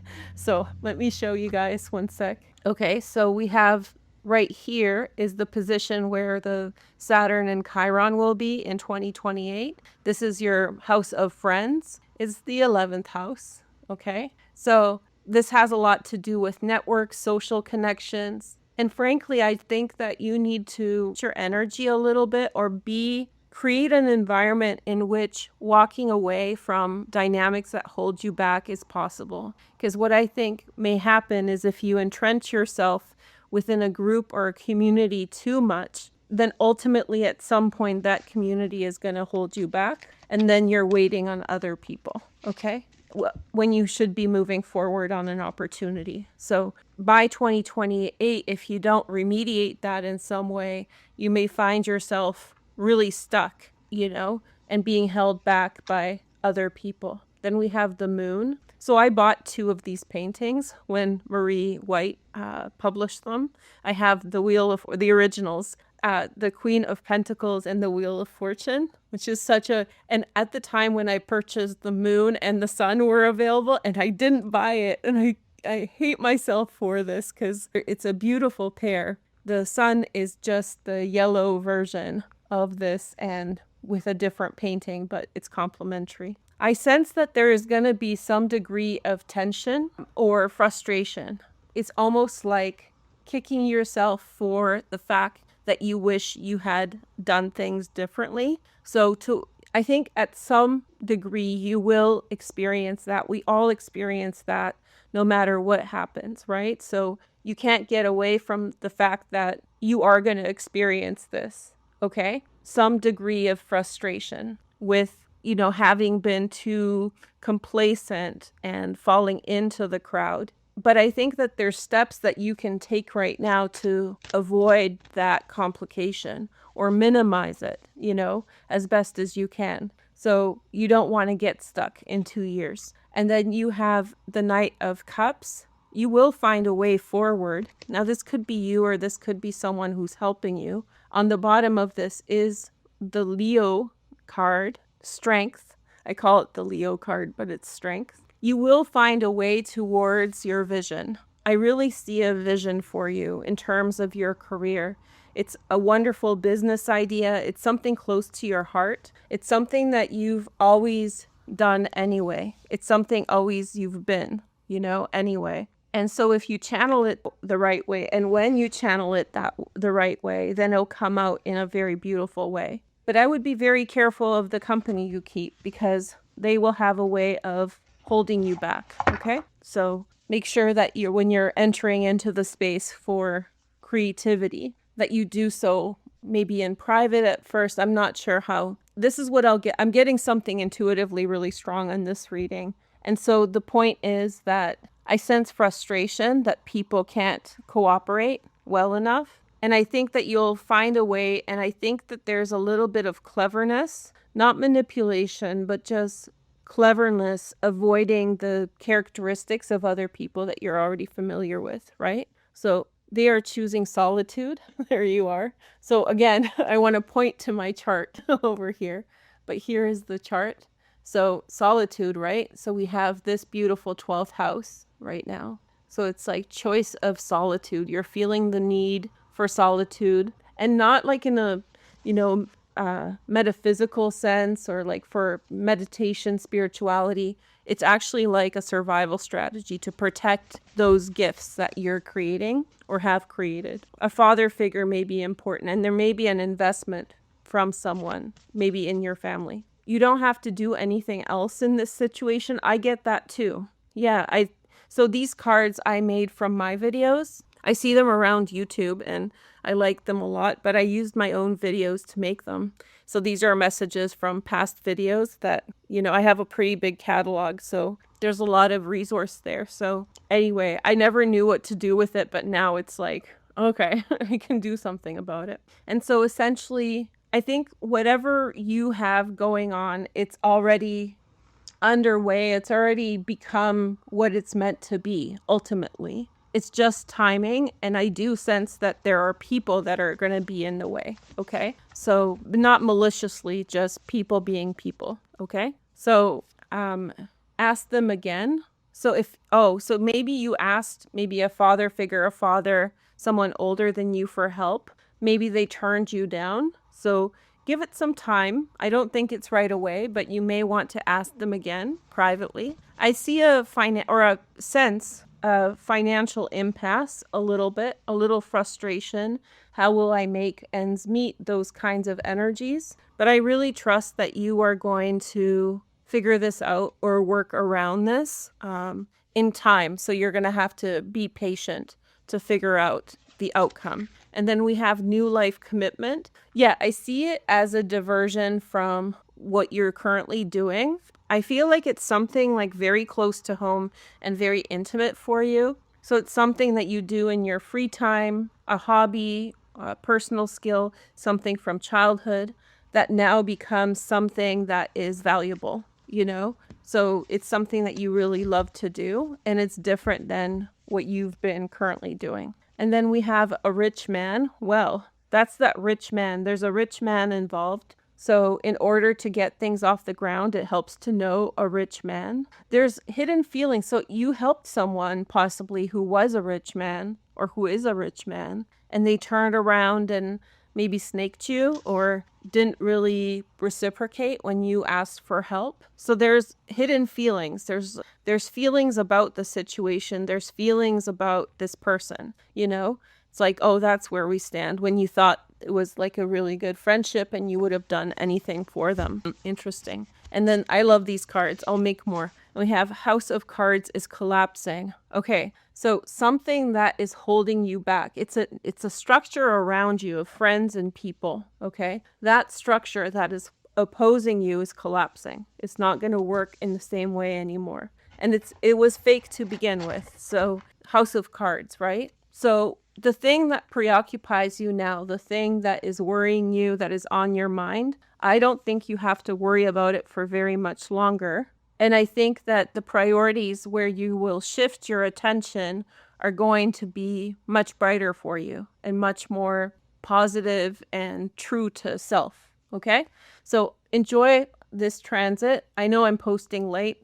It happens. I'm picking up the pieces, but I wish you guys all the best, and I will catch you next time. Take care. Bye-bye. Hi, Leo. Welcome back to my channel. Let's take a look at the transits in your 11th house, which is the activation of Moon in Gemini that I talked about in the introduction. The main thing that you need to know about this that has been a pattern for you since April and ends in August, that doesn't mean it's ending. It's just the growth from this position is slowing down. So we've had a growth spurt in this position. So the area of your life that thrives under this energy is friends, communities, and network. Your connections have grown broader and deeper, broadening your reach and making you happy and fulfilled through your social connections. Leos love people, by the way.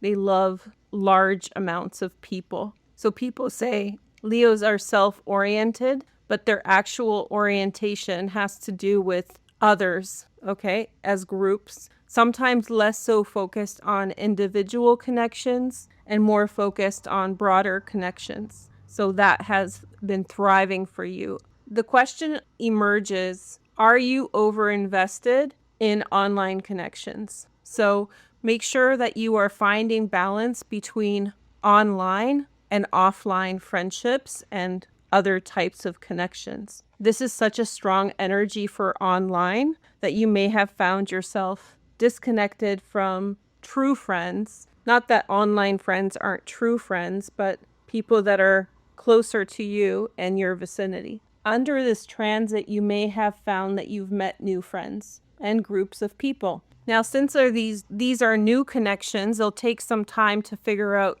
who's who and what's what. And I encourage you to spend some time to get to know all the people. Don't pass judgment too quickly. Under this transit, groups can play a little bit of musical chairs. By that, I mean they may change direction or change orientation, go in an unexpected direction, initiate something new that changes things. So you want to keep things broad at this time and sort of light before things get too intense in any one direction. You're still keeping things abundant and resourceful and allowing time to filter through which directions are meant for you. Sorry for the rhyme. You may find that a friend reveals information that changes your plans, okay? So through this time or connected to this time, you may find that someone is revealing something that is changing your plans entirely. So now let's take a little focus on to the grand Air Trine, which is between Venus in Libra, Pluto and Juno in Aquarius, that's right, and this lovely stellium by sign in Gemini with the moon. This is a very beneficial grand trine for friendship and connections. You may be experiencing a very important conversation with your partner about their friends. When I was writing this, the download that I got was revealing the truth.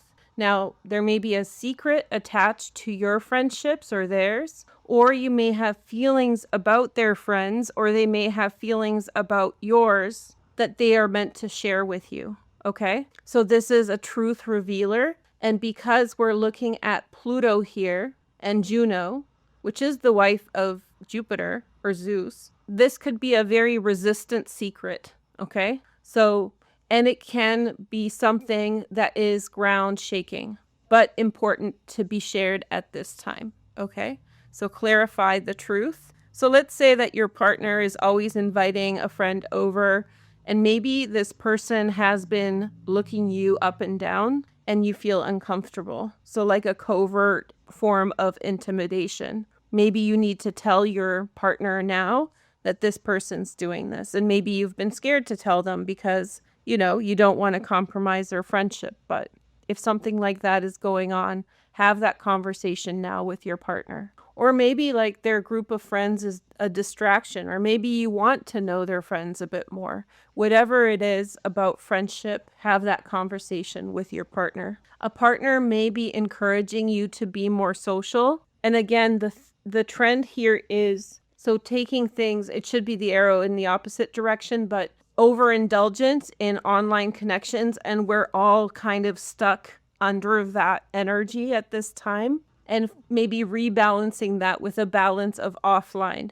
Many people, I've heard this around, this is not just for you, a lot of people are reflecting on the fact how we've become isolated from each other offline and how we've indulged in online relationships for so long that it's changed our social patterns. So just a reminder for you especially to focus on your social life offline. Now this transit that I'm less excited about is in your 10th house, which is Chiron and Saturn. I think it's groundbreaking, whatever it is. However, it's not going to be like the easiest transit, right? It's not going to be like, it's going to be a transit that is going to change a lot of people's lives. And for you, you have one of the critical ones, I would say. I would say Gemini has the other one because it's in their second house, right? Aries has the critical one because it's in their second house. I always mix up the order of Gemini and Taurus. But anyway, for you, it's the 10th house, which I think would be very intense for career and very intense for your public life. So prepare yourself for this transit. It's going to really change things around. And I think what I'm thinking it is, and I'll tell you guys more when I do the dedicated video, I think something's going to happen in the world. In fact, it's possible that multiple things may happen. There may be a food shortage, there may be some kind of disease, and there may be some kind of economic crisis, like a devaluation keeps coming through in my mind. So everybody's been waiting for the devaluation of the dollar, for example. That would be a time when I could see this. A long, grueling year, 1 year timeline. And I don't mean to scare you, but for you, this is important to know, and you need to prepare yourself for that energy. So a long-term ambition may require a slower, more realistic timeline. So something that you really want to achieve will take longer. You have to go slower and you have to take your time. I have the sense you've been rushing through things. And with Jupiter in your first house, it makes sense why you want to rush. But for this long-term transit in terms of your career, you need to go slower, okay? And more methodically, one step at a time. All right, so let's take a look at the Mary L. Tarot. I cut my border off, so we have a beautiful borderless deck. They did make a matte version of this. I have the deck, but I don't want to paint it, and there's some nudity in this deck. We have the Three of Swords. So your ambitions have been thwarted and held back in some way. It has to do with, like, let's say that you're a musician, right? And you have it in your heart to play music, and it's been a rocky road. So it feels like that type of struggle that you're up against. And then we have a baby, a Page of Pentacles. So something new is being born out of the circumstances. Now, this can literally mean a baby. It's such a beautiful little baby. But it could be also a material direction, financial direction, a new one. But again, the idea is several years, slow, methodical work until progress is made. And then we have, I think this may be Six of Wands. This is from a very beautiful painting that I love. It's a Catholic painting, actually, of an angel walking two kids over a bridge. I have the painting. Someone gave it to me when I was a child. I don't come from a religious home, but since I'm Polish, there's a lot of those in our community. And one of the older ladies gave me that one Christmas or something like that. Anyway, so this is inspired by that painting, I think. It reminds me of the painting anyway, but it's safe passage. So there's an energy here that is bringing you across troubled water. It sounds like there's a possibility that there's a change in the direction of things at the same time as something really wonderful beginning for you, or multiple things beginning for you. So such as a child being born and then maybe a new career path, but it's going to take some time for it to emerge. The Three of Swords is like you really wish that it happened in a different way, but you are going to be safe through this transition. Here is the next card. This is the Ace of Wands. There's going to be an investment that shows up in your life down the road a little bit, and that's going to help you. Maybe it has to do with social connections and friends. Maybe the friends you've made over the last 4 months will develop into a new direction for you. I sense that for some of you, there's a move, maybe east, maybe not across continents, but maybe to like within a region from west to east. For some of you, you're learning a new language, especially with Neptune in your 9th house. Very, very likely. And then we have the Page of Cups, more babies, 2 babies, Pisces, Cancer, Scorpio energy. So 2 babies being born. And then we have the King of Cups, Pisces, Cancer, Scorpio. Now this could be a relationship that you're beginning. Now this could be you and a significant other. Listen, some of you may have found yourself as single parents. Oh, there's the Queen of Wands, so there you are. I love this painting. I had to paint it over, but so that's the Queen of Wands in this deck. The best Queen of Wands, in my opinion, of any deck. But some of you have found yourself to be single parents. That's what the heartbreak is about. And then you begin a relationship. This person may be older. Again, I had to paint over certain parts, but this is a beautiful King of Cups. This is my favorite deck, I think. It's just the kind of art that I'm a fan of. Okay, so I made a deck from my own videos with messages from my videos for you guys. People are reading these decks online, and I think it's been around for a while, but if anybody knows the original creator, let me know. And I've had things taken, like good ideas taken from others before, and it's really frustrating. And so if there is a person who's not getting recognition for creating this trend, let me know, because I would love to say thank you or ask them if it's okay that I made one like this. Okay, so we have slow progress. I told you, right? Slow progress, things moving along, slow down your roll. I think that seeking validation for whatever skill that you have is the mistake, immediate gratification. I think that you need to zone in or hone in on whatever skill that you have to hone, okay? The next message is tried to harm you, but they exposed themselves. So did someone try to get you pregnant and then it exposed maybe you wanted to have a child with someone, but they tried to harm you or they cheated on you and you had to leave. That's another message here. And then we have their attempt to destiny swap failed. Wow. Okay. So someone tried to be you or take. That's the thing. You have something. You're a painter. You're an artist. You're a musician. You sing very well. You have some kind of gift. And people try to take that from you. And it may have even left you traumatized. Maybe you stopped practicing your skill. So I think this is saying maybe I'm the angel here telling you you can go now, you can keep working, keep going in that direction, but slow. It's not like, you're going to do a painting and it's going to sell. This is about you and your skill. You spend your time with your skill and then you grow. And then the next message, childhood foundation underwent deep transformation. I was thinking of like foundation, like, like, I don't know, UNICEF or something. I don't think that's a foundation, but you get my drift.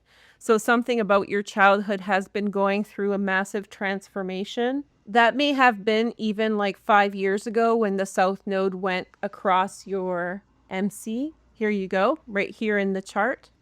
When the South Node, which is now heading into your sign, was actually over here about 4 years ago, 3 years ago. And that's when you may have gone through a major transformation, like a real gutting of the past. Maybe I sense a person or people with creative blocks, deep creative blocks. People have been preying on you, preying on your work, stopping you from being creative, slowing your progress. And I think that, and maybe childhood trauma that surfaced and prevented you from facing yourself. Sometimes I'm a creative person too, and there was times in my life when I was going through something heavily emotional, and art brings that out, and sometimes you just can't, right? So maybe this is what's going on, that something really deep was happening, and then they are choosing solitude.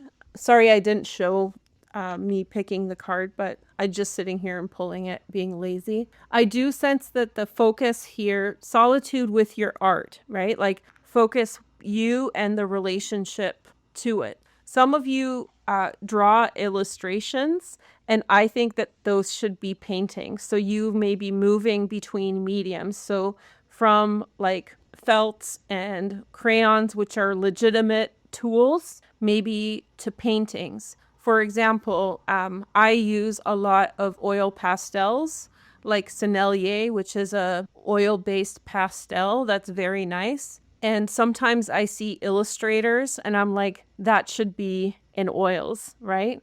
So, and that's an easy transition. You don't have to pick up a paintbrush to paint with it, but you can draw with it, right? And that gives the illustrations depth. So I see art like that all the time, and I'm like, oh, that person should be working in oils or whatever. So spend time, deepen your practice, try different things, find what resonates for you, and try different ways of application. Here is the next message. Unexpected social support. It's coming. This could be also a relationship that's outside of you. This Ace of Wands to me signifies social support as well. This could be a relationship outside of you that's coming in to help, or it's a relationship that you're beginning with an older man or an older woman if you are date women. I'm not trying to change orientations for anyone. But yeah, help is coming on the way. You're not alone. I do sense a feeling of being alone,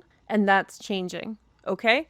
So thank you guys so much for watching. come back for another message, and I will see you soon. Take care. Bye-bye. Hey, Virgo. So your transit of the moon is up in your 10th house. Okay, so it's activating your house of career, public life, and with that comes very quick changes in terms of your professional development and growth. You may be experiencing a rapid announcement, an unexpected announcement coming in. This may have begun in a cycle since April of 2026, continuing through August 2026. These could be significant breakthroughs, technological change that facilitates your success and growth. Okay, so what you could be experiencing is climbing higher to a new role or position. This may have come at a time when there was a lot of confusion or misdirection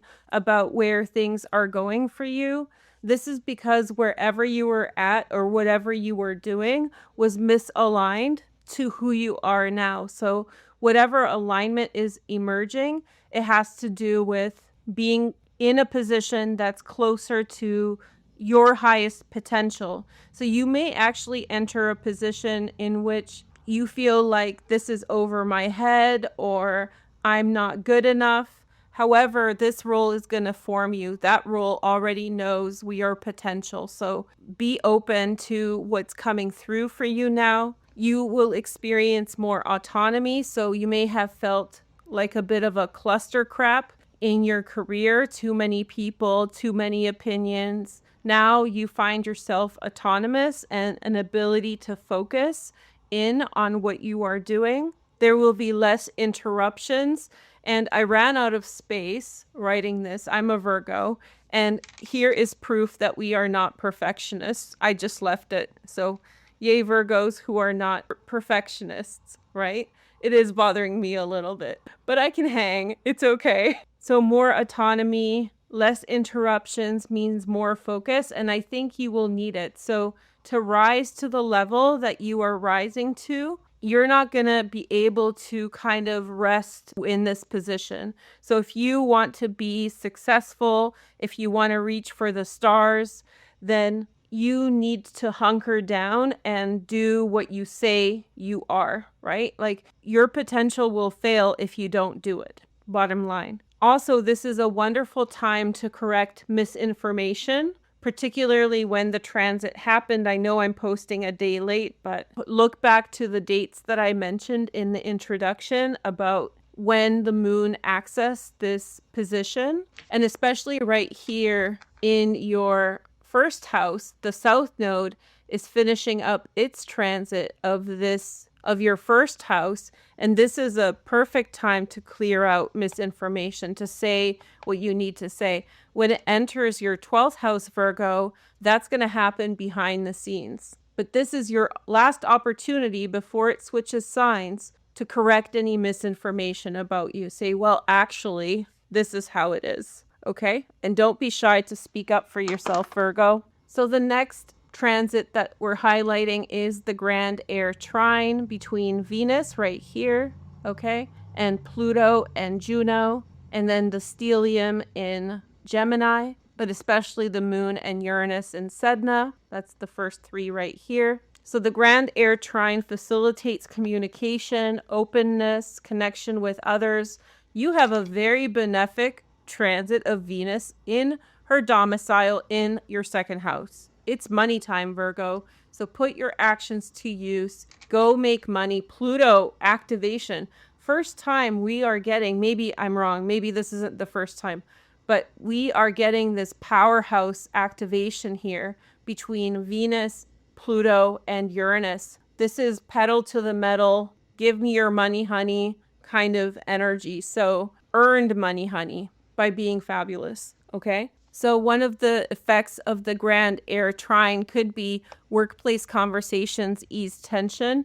Pluto in the 6th house can bring about tension in your workplace. So, you know, if you have tense coworkers or bosses, just maybe not conflict oriented, but high conflict, but maybe more high achieving, expecting a lot. So openness, communication, talking about shared goals, clarifying misinformation, this is highlighted with this transit. And you'll be happy to know that this transit leads to increased pay. And I wrote this, and I'm not sure what I meant by that, to be honest, but pay attention to ideas. So coming back online, I'm surprised at the level of poaching that's going on online. And, you know, I have some experience with this. I have some security measures to protect myself and my work. But it still surprises me how quickly now people are just going after other people's ideas and concepts.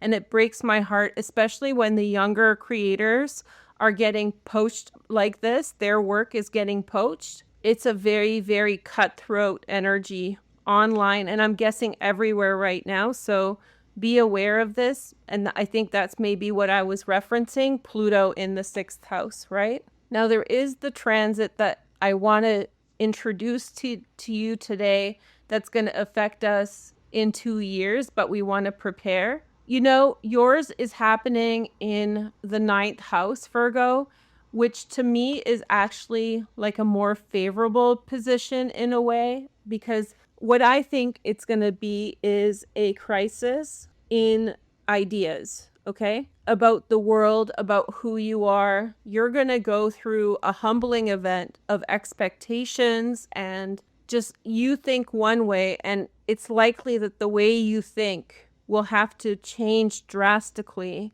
under that transit to adapt.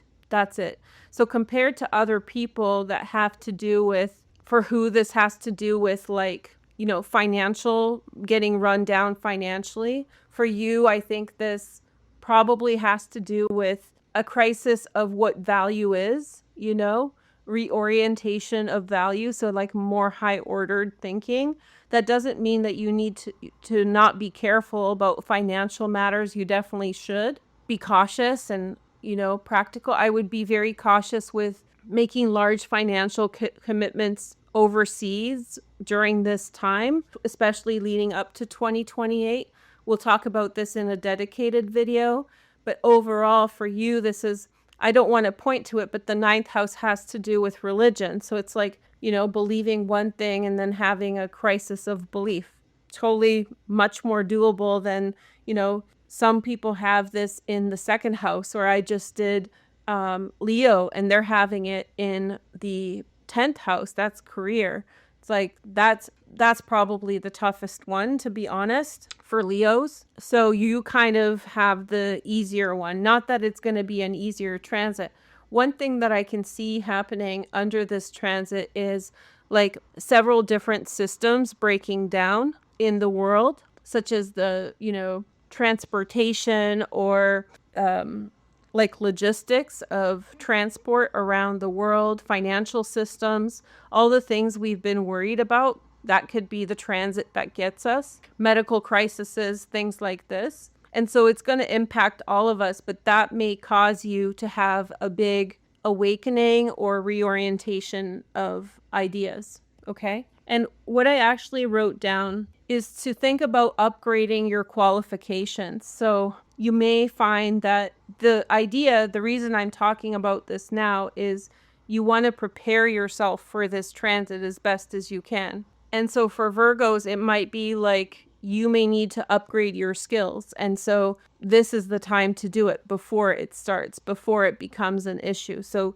think about your skill set and see what you need to improve upon, where the world is going. The world is going through a massive change in terms of technology. And so this is an idea. So maybe, you know, look at the qualifications you have and how they fit into our changing world.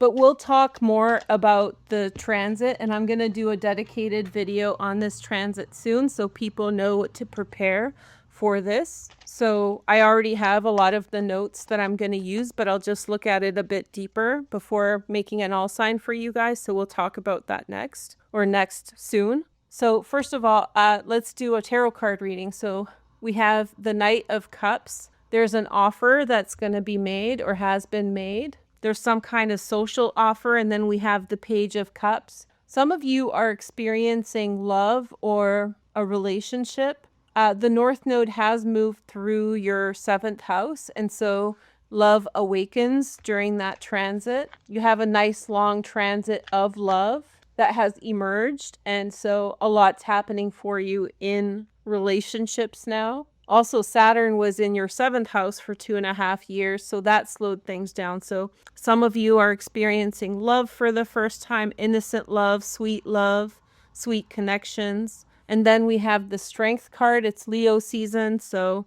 this makes sense. Maybe things are heating up for you right now. Jupiter is currently in your 12th house of secrets, and Jupiter is in Leo.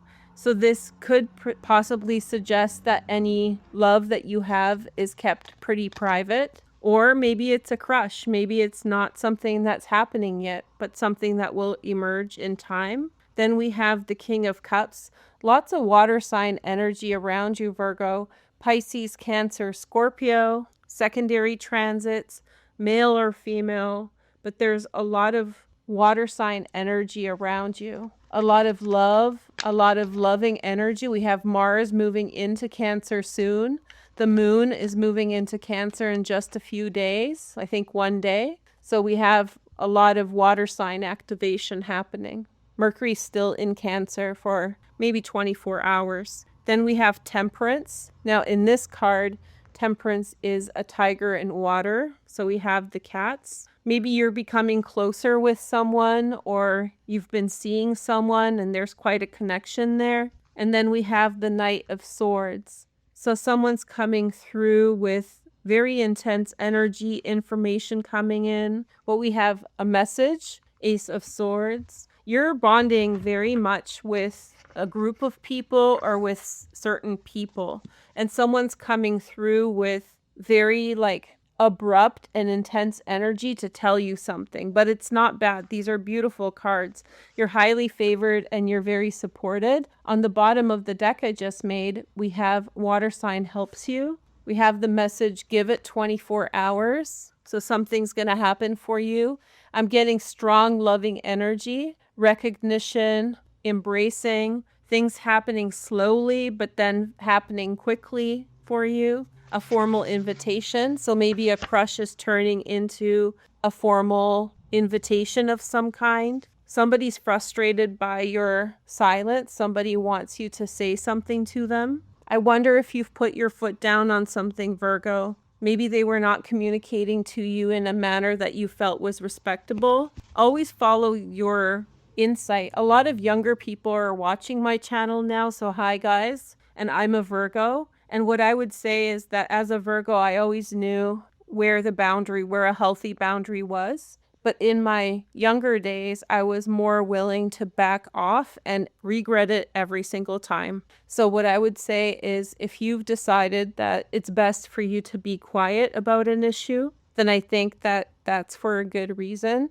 And if that's actually going to cause a relationship to break down or a friendship to break down because they cannot accommodate your level of respect that you require, then unfortunately that's the breaking point that's going to protect you, right? Then we have focus on you. Yeah, focus on you and move forward. There's things ahead.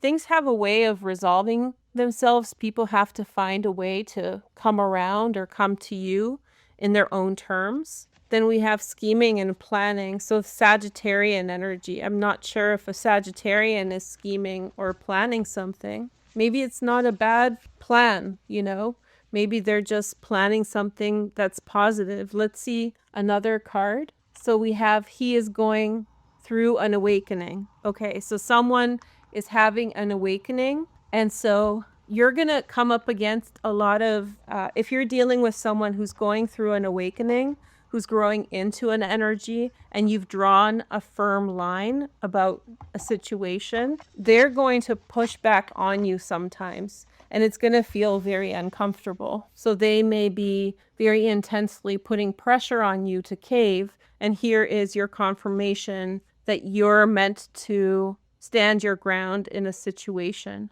Something or someone who's going through an awakening is going to reach out to you. Okay. So they're going through a personal change, growing up, or feeling better about themselves. it's likely that you're going to hear from this person. And I think this is scheming and planning, so it's bad and good. And I think this is probably some kind of plan, some kind of positive way to change things around. See in the next 24 hours, Virgo, what happens next. I'll be back with more energies. Thank you for watching. Catch you soon. Bye. Hey, Libra, let's talk about how this transit is impacting your chart.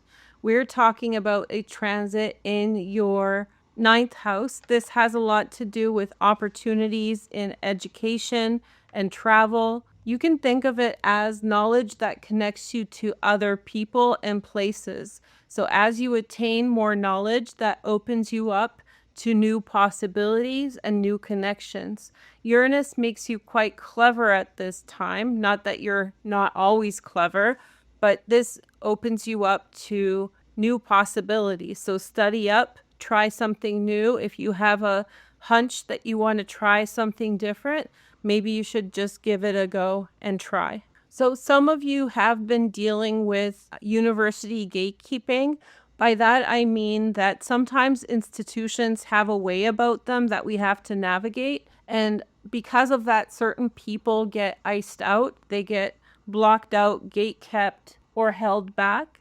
So if you've been dealing with this under this transit and the Mars-Uranus conjunctions between 2026 and 2028, try to figure out if there's an alternative route for you to figure this out. So maybe there's another way around in your education to get to where you are going. I remember when I was in university, doctoral programs are notoriously hard to get into. You have to be a straight A student, and then above that, even more.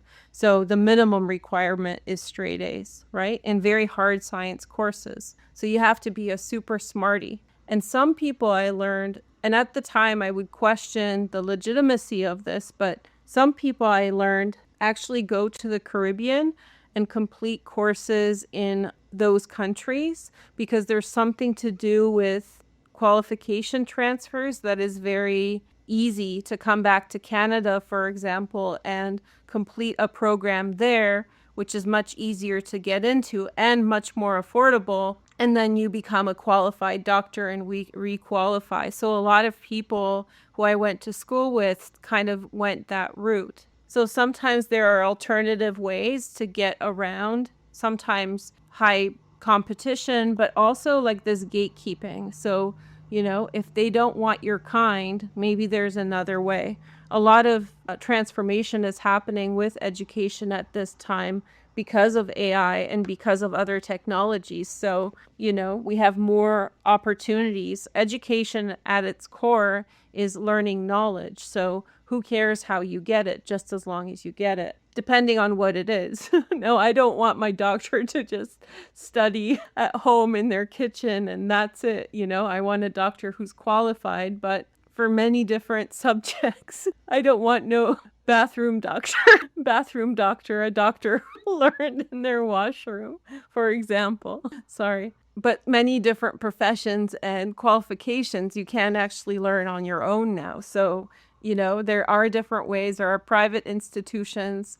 Maybe you'll find like an alternative way. So something involving a course or certification may change abruptly, changing the direction. This means sometimes certain types of courses shift very quickly. So one year you have to get these qualifications, another year you need different ones.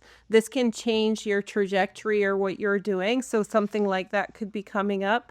Or you complete a course and that quickly changes your opportunities for you. So very similar to Virgo, you're kind of, you have what Virgo needs to do. So if you have Virgo placements, and many Libras do, this becomes an issue for 2028 about qualifications. So use this momentum now if you have Virgo placements near Libra like Mercury maybe, or Venus, whatever. And those certifications may empower you, you know, moving forward in new directions. So you may experience an invitation to a new country or a cultural group. So mingle, reach out, go really far if you're invited, or even if you're not, expose yourself to different walks of life and different people. There may be new requirements for the graduate program or university that you want to complete. A lot's changing, and I'm kind of out of touch on what's happening. I'm not sure if it's easier to get in. Let me know in the comments if you guys know if it's easier to get in or if it's harder. But new requirements may actually shift things in your favor. So universities right now are going through a lot of changes in which adult students who have been working for a period of time can come back and can leverage their work experience to qualify for higher education. So it's not all about grades anymore. So maybe if you've been in the workforce for a while and have been wanting to go to university, there's some kind of opportunity for you with that, with changes and requirements, different ways to get in. So let's take a look at this beautiful grand Air Trine and Libra affecting your sign, and especially if you have placements near Virgo at the beginning of Libra here. That's activated by Venus in your home sign right now. Very nice for Libra. So this grand Air Trine has a lot to do with friendship, and friends may share your ideas, okay? They may share your ideas or tell you which way to go, or share your ideas, and that gets you free PR in new directions. So maybe a friend of yours has a prof that you've wanted to work with, and they mention your work to the prof. And then the prof can be like, oh, bring them in. Maybe I should meet them. Get your foot in the door in some way. So it's good to have friends who chit chat in a positive way about you, because sometimes that can open doors for you. And people are definitely noticing what you bring to the table here. Under this grand Air Trine, you're also experiencing an alignment between your personal image and who you actually are. That's a lot to do with Venus, but also Pluto.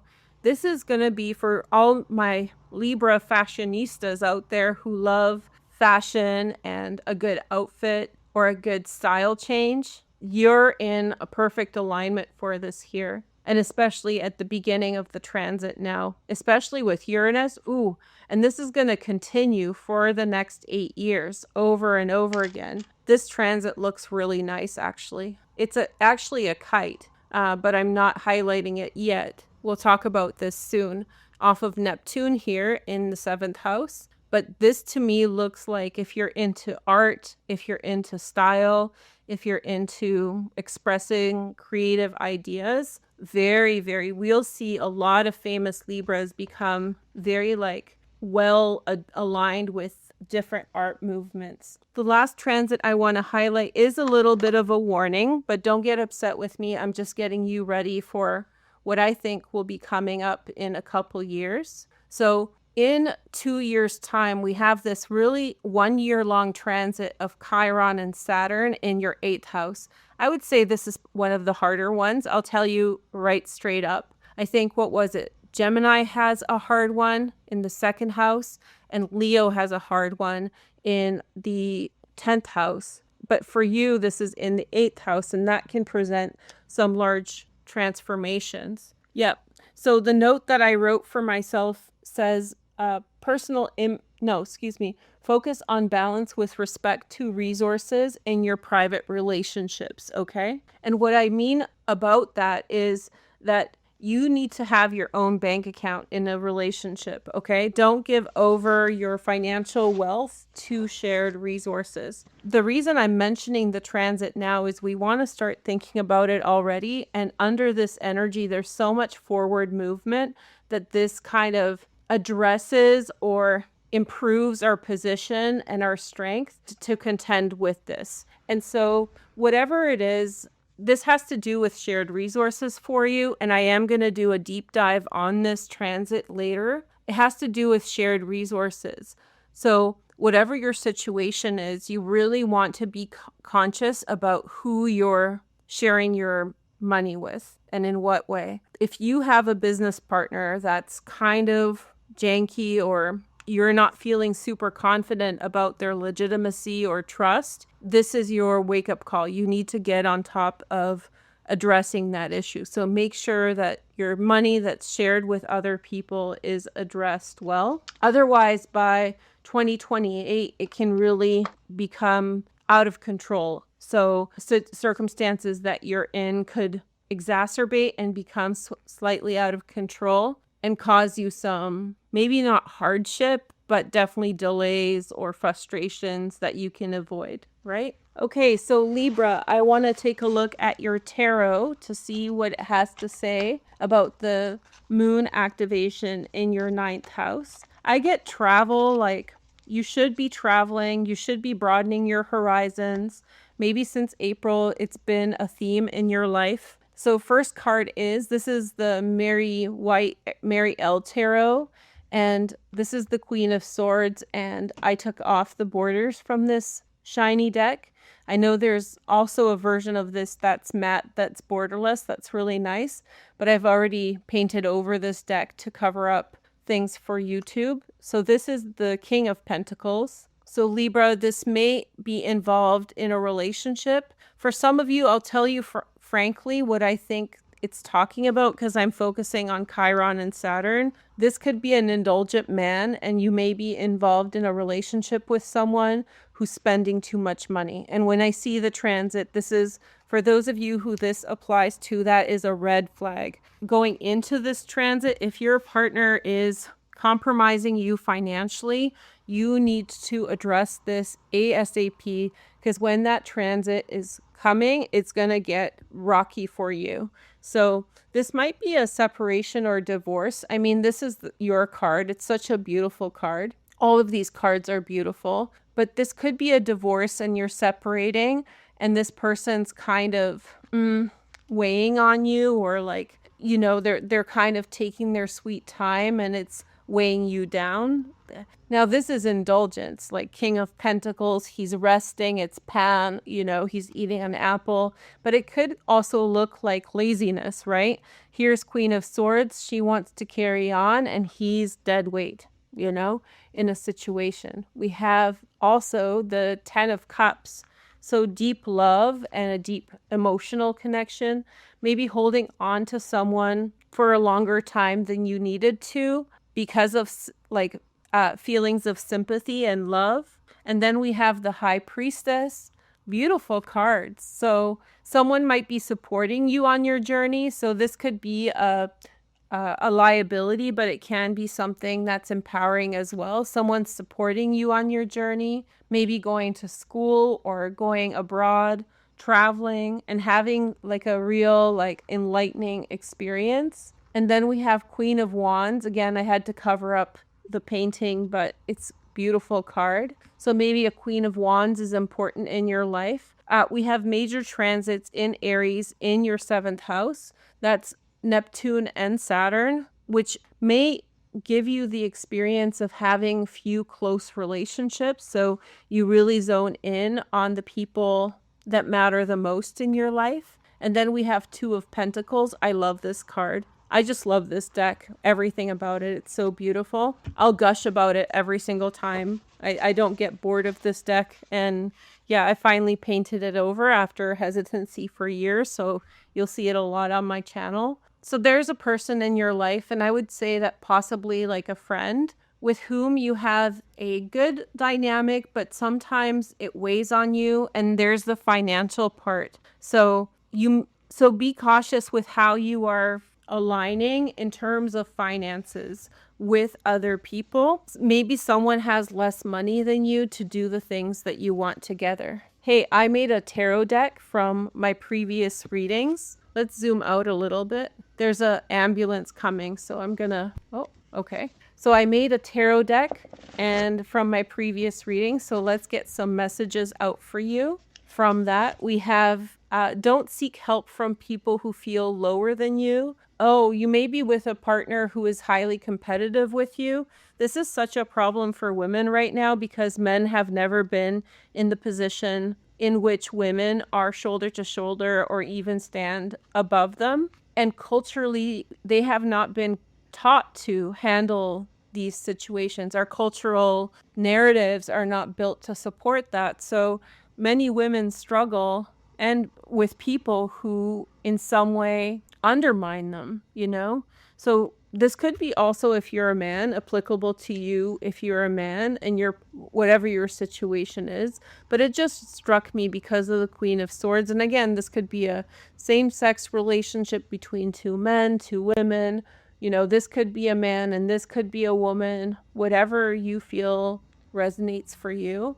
But there could be a situation of low level undermining, okay? And then we have an important conversation over tea or coffee. I have a feeling there's a couple different competing energies that are coming up here.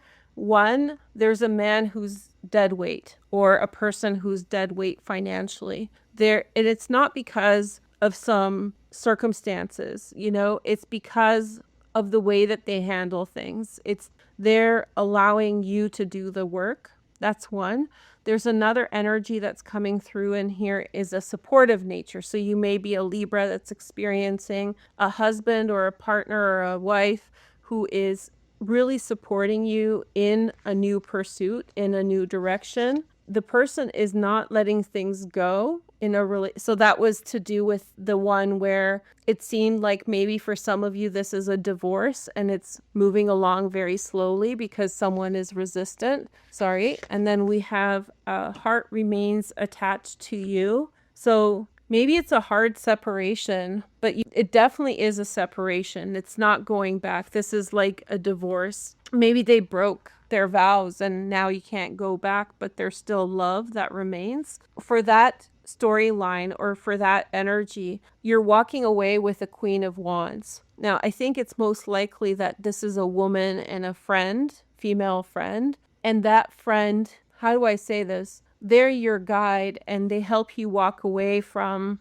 a bad situation, but it's not like an ideal situation. Maybe they have money problems or they're kind of in and out, like they're not available all the time because of their own circumstances. And so you're walking away, you have someone there with you, but it's not necessarily like 100%. It's a real degrade from being around someone all the time to have contact with someone intermittently. Narratives are not, somebody's lying to you. He's lying to you. That person is lying to you. Now this, like I said, there's a strong energy here of a husband who supports his wife or a wife who supports her husband, whatever combination, in pursuit of new goals and new dreams, Libra. So you're possibly in that camp.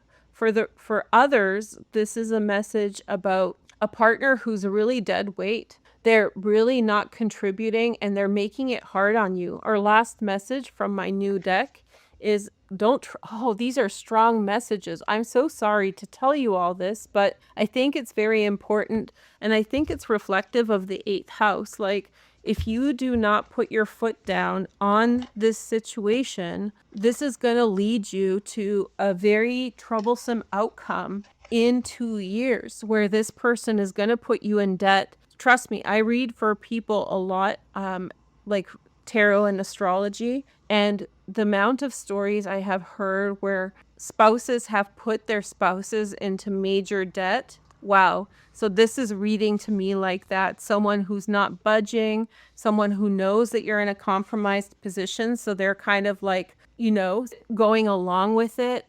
Not a very nice person to do that to someone.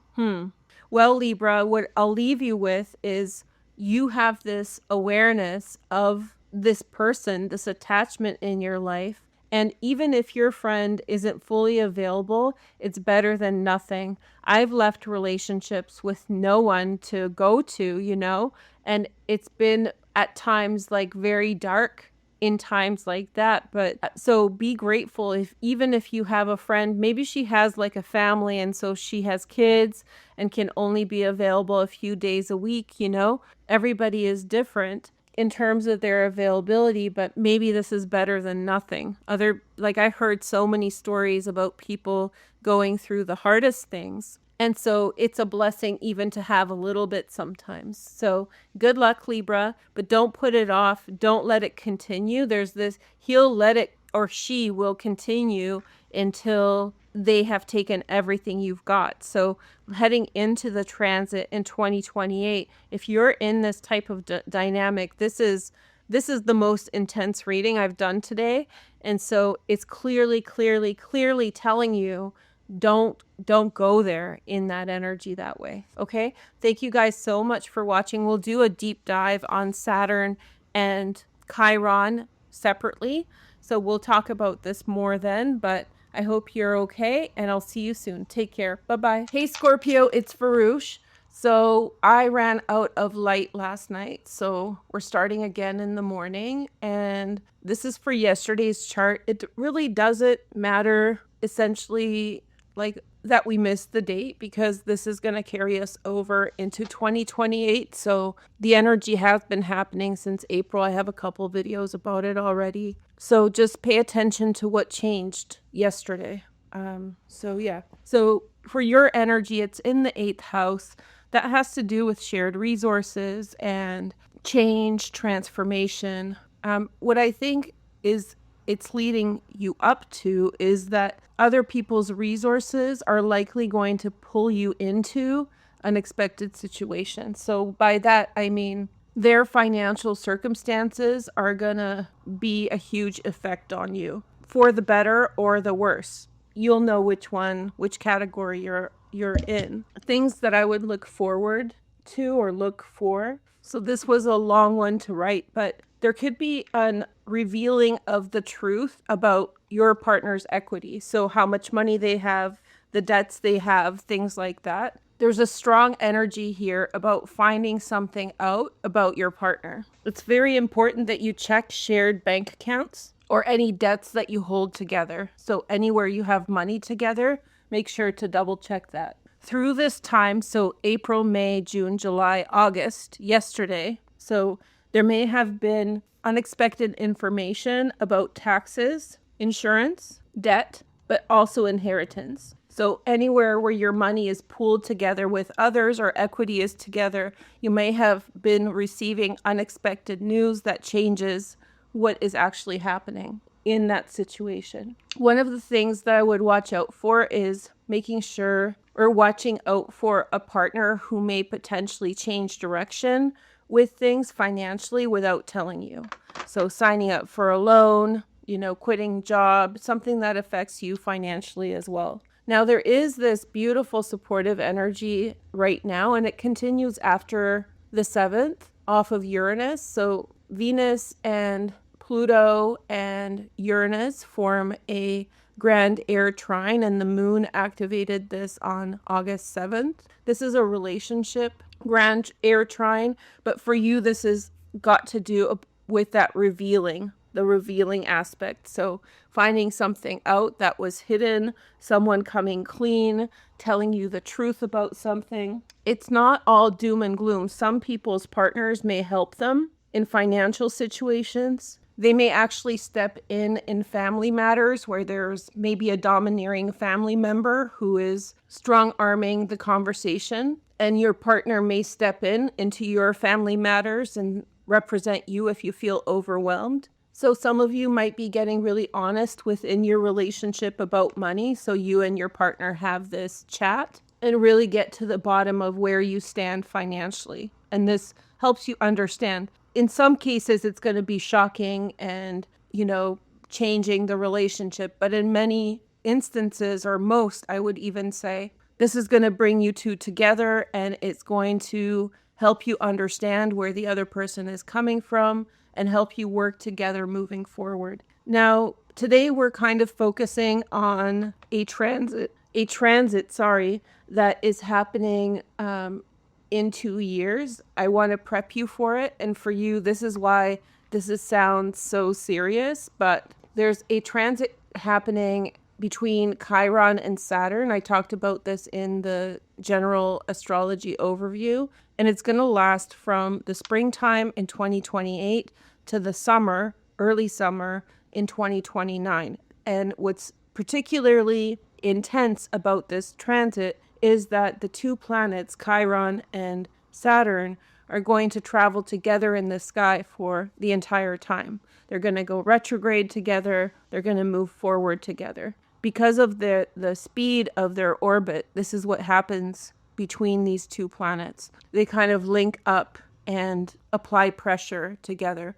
And Chiron has a lot to do about confronting problems in that area of life, whereas Saturn has a lot to do with fixing foundations and upheaval. So together it's going to be a very intense transit, not necessarily bad, but wherever you're lacking, it's going to address that pretty intensely. And for you, that's the 7th house. So that's why I'm talking about your partner, acting funny, or if you're in a relationship where your partner's not good with money, that should be on your radar. I'm not trying to scare you.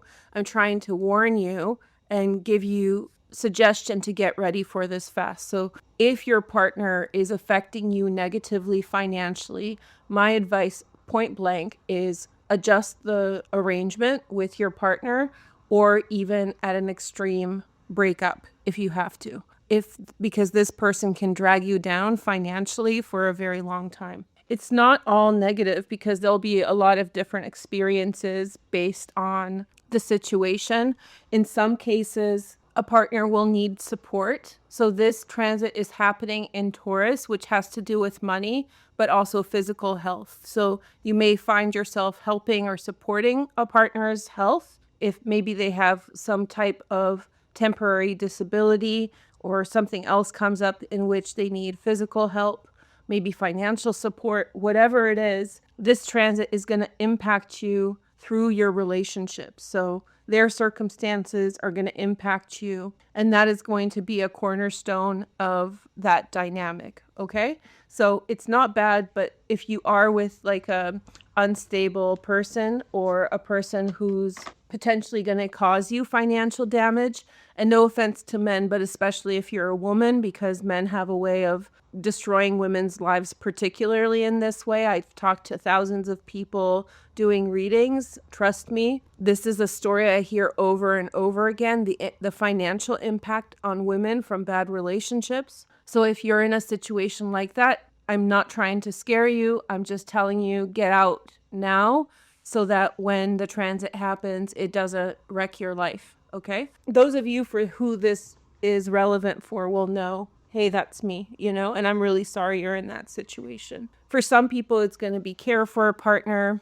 Anyway, we'll talk about this in a dedicated video, but I just wanted to highlight this because I think it's important. Okay, so let's take a look at the Mary L Tarot and see what the message says. We have the Page of Swords, Gemini, Aquarius, or Libra. Okay, so information is being disclosed. This could be a conversation between you and your partner. And then we have the Fool, which is Uranus, and Uranus is actually in the position of where the moon was in the 8th house. So there's some kind of disclosure event about financial circumstances that are relevant to you right now. Then we have they stuck together. So we have the Wheel of Fortune, and we have the 9 of Swords. So I feel as though it's time to act on an issue that's outstanding. The 9 of Swords has to do with something of the past, and circumstances have changed now, so much so that you can address it. So there's something from the past that has weighed you down in the past, and you couldn't address it maybe because of financial constraints or other limitations. And now the circumstances are getting better, and there's a new beginning. And I think you'll be going back to addressing a problem. Okay, so something from the past in your past. And then we have 7 of Pentacles. This involves some kind of saving of money, moving forward on something that you weren't able to do before. The next message is the Ace of Cups. This is going to actually be very freeing. So that Chiron transit, the thing about it is that, yeah, it kind of puts us up against difficult circumstances, but it's ultimately healing. So what I get from these cards is that you're facing some kind of a blockage in your life. And we have the Death card on the bottom, which is your card. Look how beautiful this card is. I've shown you this before. It's my favorite deck. It's so beautiful. But what was I saying? Oh, yes. So sometimes we have blockage. I feel like it's a financial block, like something that you couldn't afford to do before. and it really pestered you. This isn't buying something. This has to do with like buying something back, like something that was your family's and you couldn't afford it before, or filing paperwork. Like, for example, I don't know what kind of documentation a person would need. There's something that you couldn't afford to do before, and now you can afford to do it. Or the situation has become more stable, so much so that you're able to act upon something that has really bothered you in the past. It's something that made you feel uneasy, you know, very, very uneasy. And so there's a saving of money. The circumstances changed. Information's coming in that's facilitating all this. And you get this kind of clarity or new beginning, like an emotional release. It's something that you really care about. Okay. Here is the next message. So these cards I just made from previous readings. I see them all over at YouTube. So if someone created this method of reading first and they're not getting credit, please let me know, because I've been in that position where I've created something and everybody just took it and it feels really terrible. So if there's a creator out there that created this, let me know. This is not the end. Yeah, so there's a situation. It feels like your family or you were robbed or something of something. Something unfair happened. Now, this is not legal advice, but this is what I'm kind of walking on eggshells around. So I don't know if you guys know this, but like accessing the law is extremely expensive. So we have this sense that if someone does something to us, then we can sue them. But suing people is expensive and it's hard, and it puts you in peril, because if you lose it's kind of like gambling. If you lose the lawsuit, then you may have to pay for their fees as well. Okay.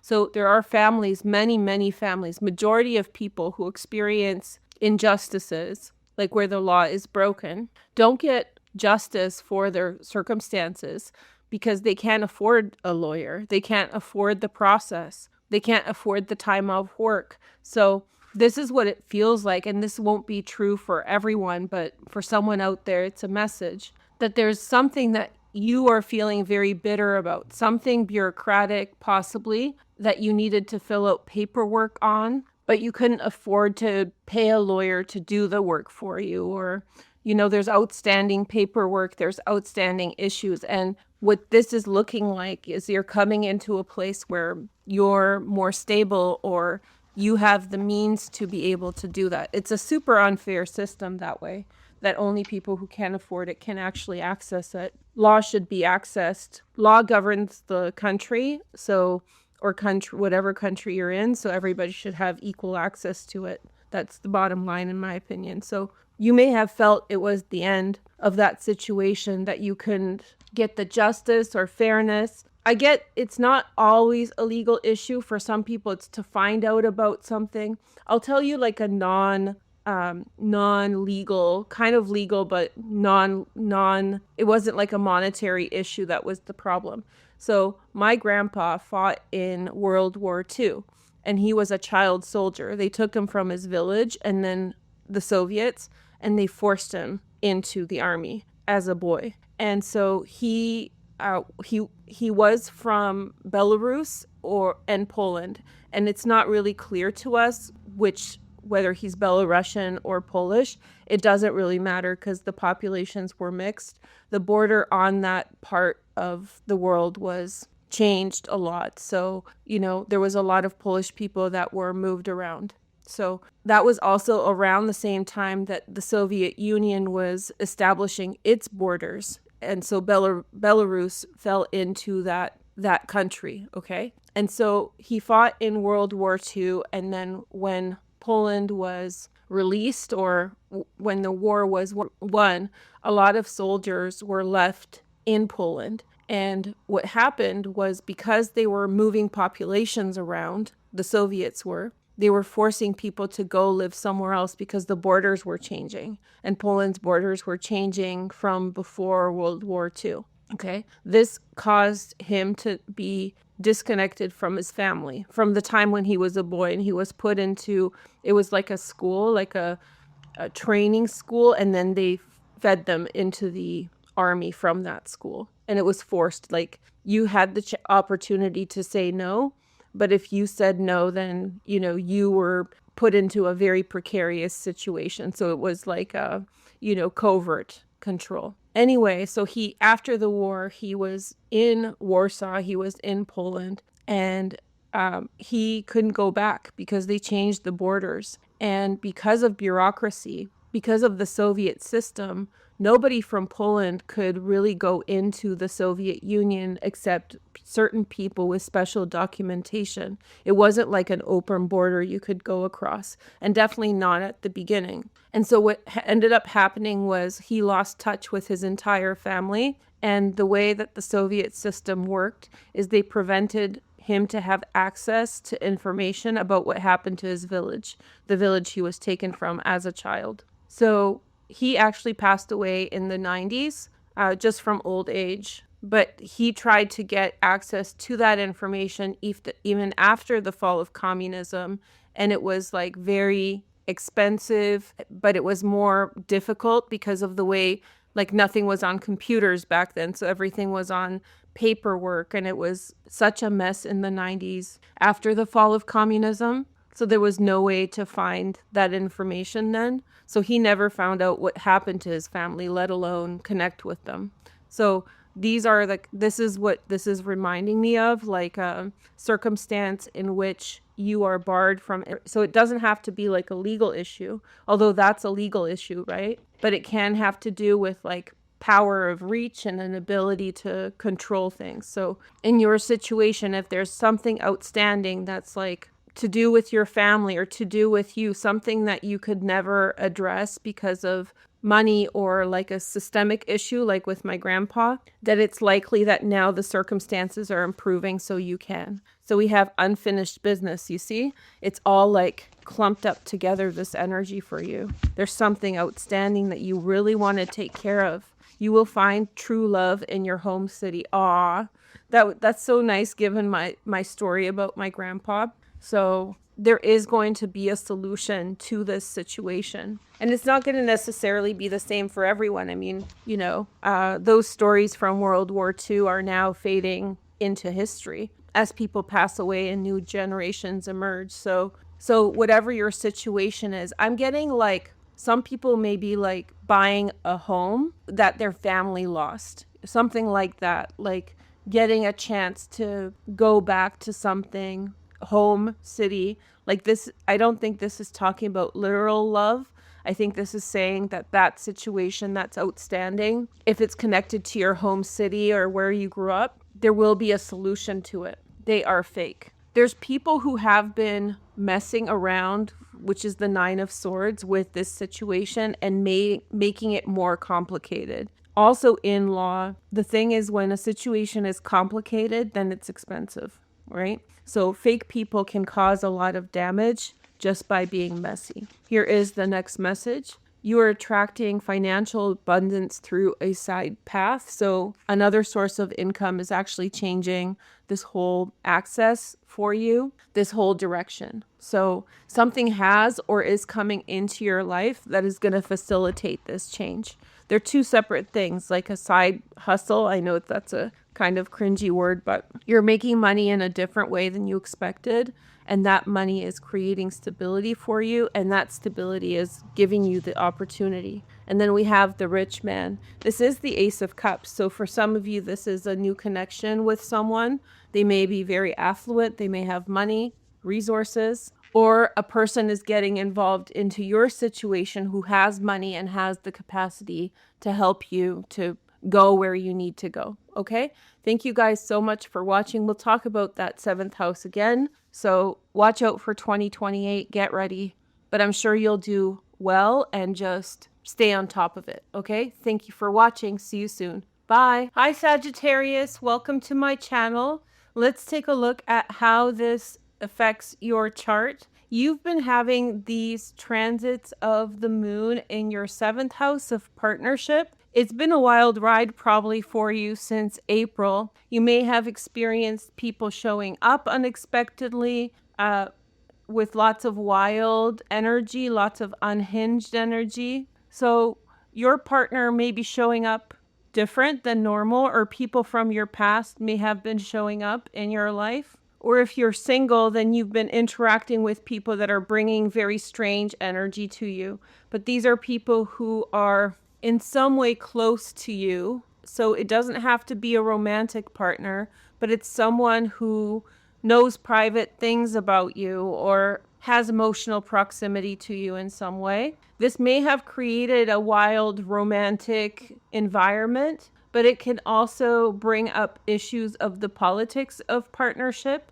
And by that, I mean how power is structured within a relationship, like who holds the power, the whole idea of, how women didn't even have voting rights or even bank accounts until 30 years ago. Many women had shared bank accounts with their partner, and that structured the power of their relationship. So the politics of partnership are really important. They can be based on protected grounds like race, gender, whatever, and disability, because if one of the partners is disabled, then that really changes the power structure within the relationship.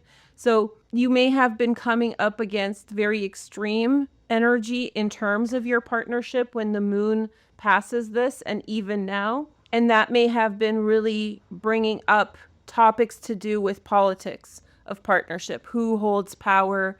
Who really wears the pants in the house? That kind of thing, okay? One of the things that I got when I was preparing your reading was maybe one of the partners has more friends. So I've been the one in partnerships where I had all the friends, and I've had partners that were very popular, and I was always in awe of how many people they knew. And under this transit, your partner may actually be bringing you into those relationships. So if they have a lot more friends than you do, then they may be pulling you into those circles now, or maybe you're pulling them into your circles of friends and you're all networking together. This may be also true of non-romantic relationships.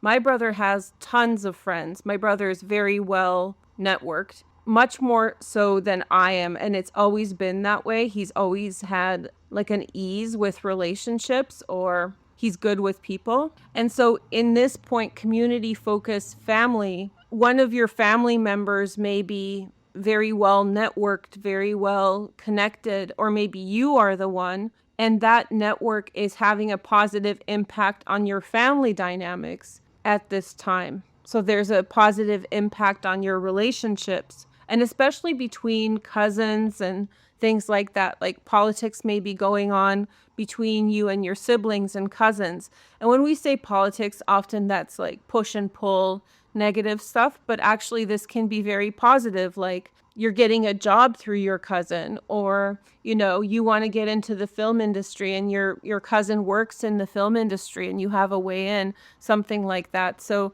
community focused family. When I was preparing your notes, I had a feeling that this had to do with maybe a family situation that's hard to resolve, and through a network you will find a person who has the skills and abilities to answer your questions. So there's a lot going on here through networks of people, and it's of a positive nature. People working well together, networks broadening, you getting to know more people or helping your family members get to know more people. Maybe you have a cousin who has autism, for example, and they are more shy or more reserved than you are. And maybe you never hung out with them, and now maybe you've learned more about autism or neurodivergence in general. And then you realize that they've had these barriers that you weren't even aware of. So maybe you're bringing your cousin into your circle. So it's a very loving energy. It's really sweet. It's making me, kind of tear up talking about it. So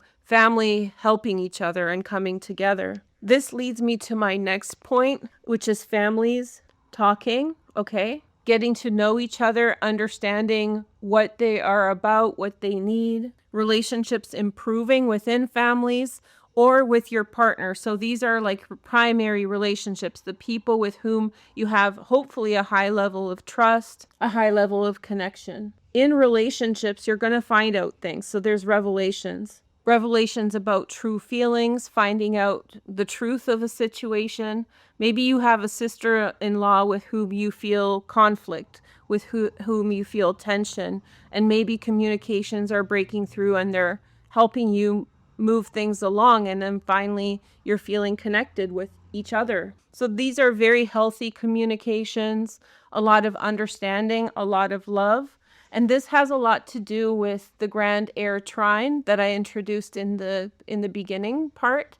So we have Venus connecting with Pluto and Juno, and then that connecting with Gemini placements, and then back to Venus again. So this is really strong connection between people, bringing people together, sharing in love, understanding each other, all those wonderful things. There is that one transit that I wanted to highlight, which is the conjunction of Saturn and Chiron. This is just an introduction. We'll talk about this in a dedicated video, but I think the sooner the better that people start thinking about it and preparing for it. So just to be clear, I'm not a prepper. Sometimes my FYP serves me into a prepper situation. Like they start serving, because I like canning and stuff. So sometimes they show me prepper videos, and to me, that's just, they're probably right. But the point is that it gives me too much paranoia, so I can't watch their content. This is not trying to stir paranoia or worry or anything like that. But I think that if I saw a transit where I thought this might cause people some trouble, it's this one. The reason for this is that it's a year-long transit. A year-long transit. I don't want to sound like doom and gloom about this, but let me tell you, how sometimes there's a natural event, like a volcano erupting or some other, a asteroid or something happens. And then in the past, there's been times when the whole earth was covered in ash for a year and crops failed. This is for a year-long situation like this, something's going to happen possibly for a whole year that's going to impact us all. Chiron and Saturn together, it's going to be intense. It could also be the escalation of all the wars that we're having. So something like this as well. But it's going to impact everybody differently. And for you, it's in the 6th house, which is actually probably a pretty intense place to have the conjunction. It will put a lot of pressure on your time and your resources. So you want to get ready now. So what I see a lot in the reading so far is people coming together, connecting with each other. And I think that that's your point of resilience. That's the point through which your connection with your family, your connection with your friends. And for you, be very time conscious, okay? Be aware of where you are investing your time and how your time is flowing along. As we get closer to April 2028, that's when Saturn enters into Taurus. As we get closer to that time, you want to make sure that outstanding things that you have to do are complete, okay? Because it's likely that time-involved things are going to come up for you that you're going to have to address. Again, not trying to freak you out, but that's the bottom line, okay? So let's take a look at the Marielle Tarot and see if we get a message for you about this. So our first card is, we have the Sun. I cut the borders off and I think it looks really beautiful. So we have the Sun, and then we have the Ace of Swords. This is one of my favorite cards. It's so cool. So we have the Ace of Swords and the Sun. An important communication is definitely coming through. This is a bit of hyper energy in Gemini right now with the moon transiting there. It's been happening since April. And it's kind of unpredictable. It pushes people to do things that they normally would not feel comfortable to do. Here is the next message. We have the Ace of Cups. Some of you are changing directions. Now, if you're moving, because 2 aces can mean moving, then I would suggest you move as soon as possible as opposed to waiting a year. So if you're thinking about moving, my advice, and this is not financial advice and always make your own decisions, I would say make plans to move sooner than later if you can, because you don't want to add to the volume of how busy you will be in 2028. Okay, then we have the Page of Pentacles, Virgo, Taurus, Capricorn, secondary transits in Earth as well. So new beginnings, new baby. If you're having babies, congratulations. That could be very a realistic thing happening for you. There could be something that a child of yours requires something. They need you to move, or maybe you know how they have schools by districts. I'm not a mom, so sorry if this is funny to you guys. But like there's like zones and districts, and like sometimes parents actually move to, you know, get their kids into a better district, into a better school. There could be changes that are happening on behalf of children, your children, for their betterment, or something that the child is going through requires attention. But it looks good. It looks very good in the cards. And then we have Leo energy. Maybe your partner has been like talking about children and you're like, we already have 6. And they're like, come on, just one more. So maybe you're up against, you know, kind of crazy financial decisions and your partner is like, go get him, go get him. So we have Leo here. This is the strength card. Or maybe just, you know, another child is on the way unexpectedly in your family, and basically you're deciding to keep it. And it's kind of like a wild decision, but it's in your heart. So if that's the case, congratulations. And then we have Queen. Oh yeah, this could very much be pregnancy. Queen of Cups is a big pregnancy card. And look, 2 of Cups. If there's pregnancy on the horizon for you, Sag, it's very auspicious, very, very positive, and congratulations if that's the case. So new beginnings, maybe taking a risk, but it's fully with the heart. Now, if you're single, like a Pringle, then maybe something's happening for you there. Maybe since April, you've been getting kind of a lot of like romantic energy, wild, chaotic energy happening around you. So, you know, let's see where it's going. It's definitely begun something. You have aces. To me, pages or princesses are like aces. So there's like 3 aces here. Passion, a lot of potential for love for you there. So we have, they gossiped about you. Ooh, someone, your partner gossiped about you. Someone, or maybe someone who likes you or who has a crush on you or has feelings for you has been talking about you to others. Let's see what else is. New life commitment. Something new is beginning.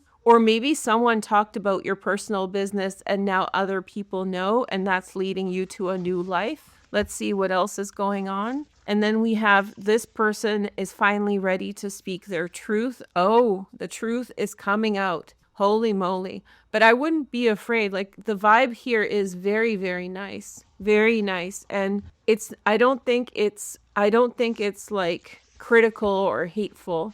Let's see the next energy.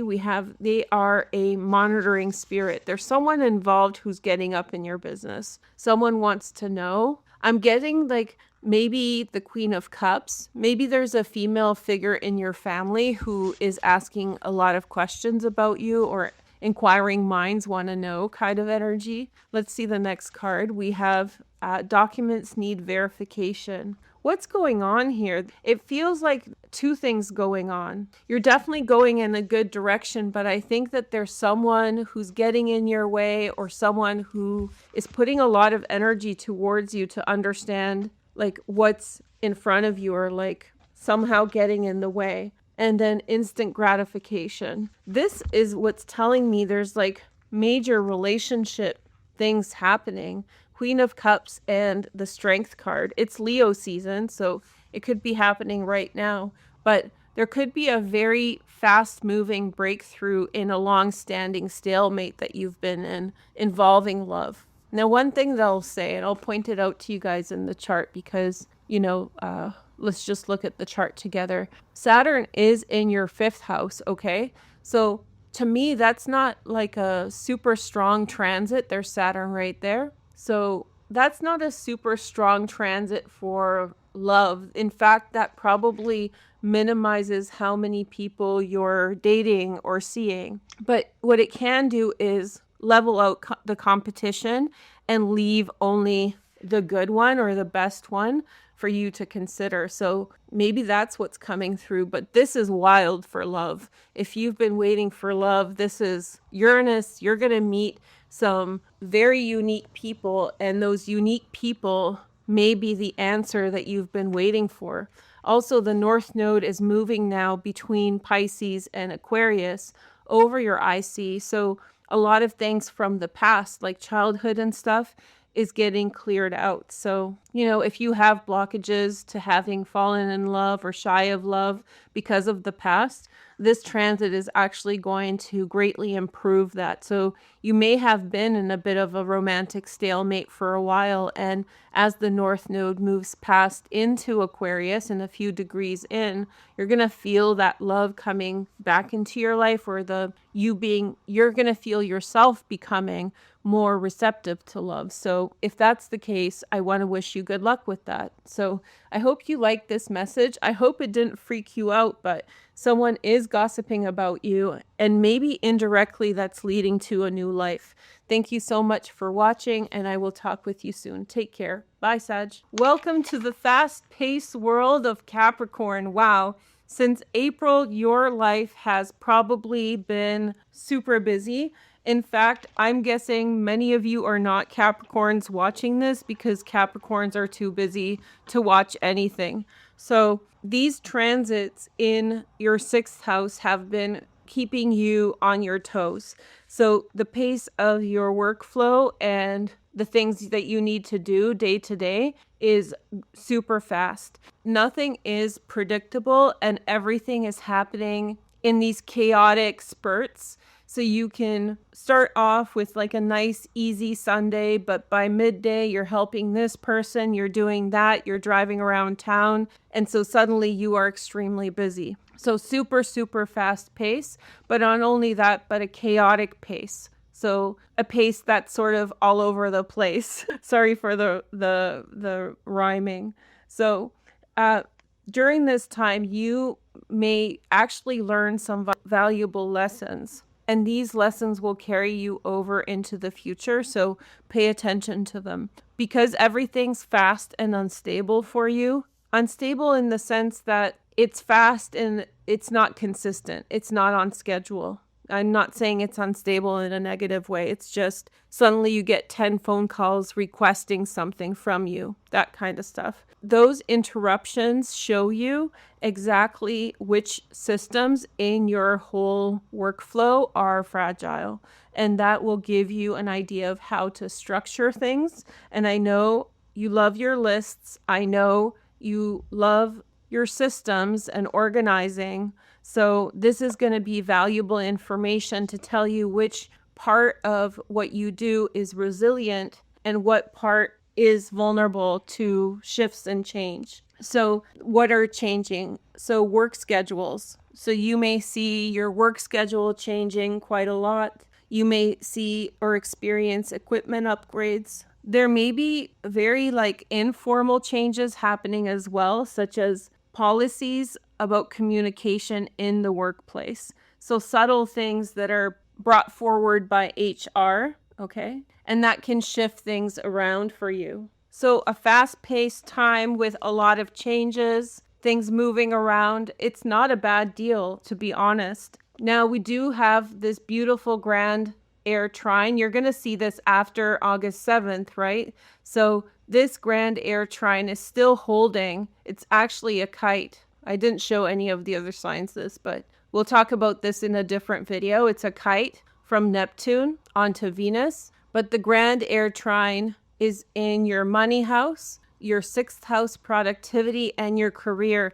It's networks of people in work working harmoniously together. So the changes that are happening in your workplace, these are to your benefit. This isn't terrible and messy. These are things shifting. Maybe someone's leaving and there's room for you to get a better position, something like that. So musical chairs, but in a way that's beneficial to you, involving communicating with others, talking with others, networking, telling them your ideas. People are interacting with each other, and that can produce quite a bit of changes, positive changes.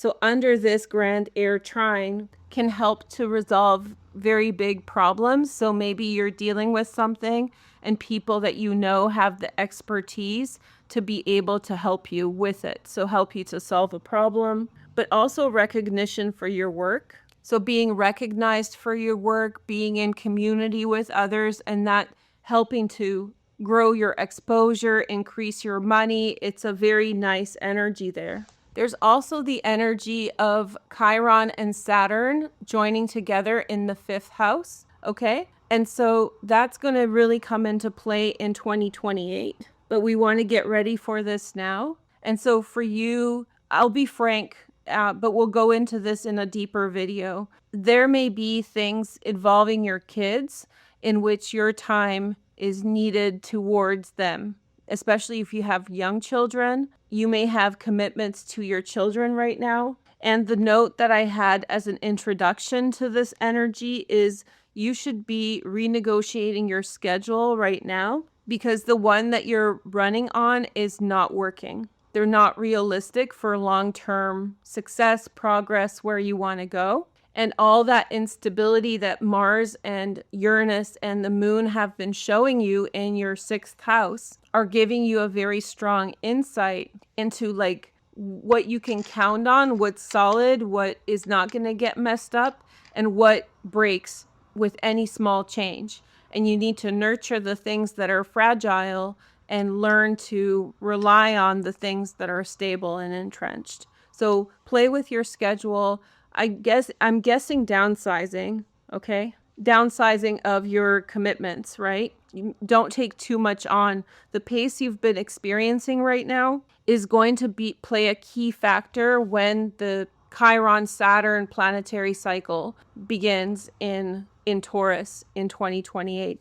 It's going to be a year-long transit. It's going to be a gong show once it gets going. So you want to, you know how when people give you advice on how to structure your workflow, and a really good piece of advice is to structure your workflow for your worst days and not your best days, which means that you're not necessarily reliant upon being your best, that you can meet your minimum on any given day. So maybe not to that level, taking your workflow down to, the baseline, but maybe minimizing it somewhat so that if unexpected things come up, if your time is required in other directions, you are able to be there or, find time for that and shift your schedule around. This is a very Capricorn reading, if I don't say so myself. Okay, so let's see what the tarot has to say for you.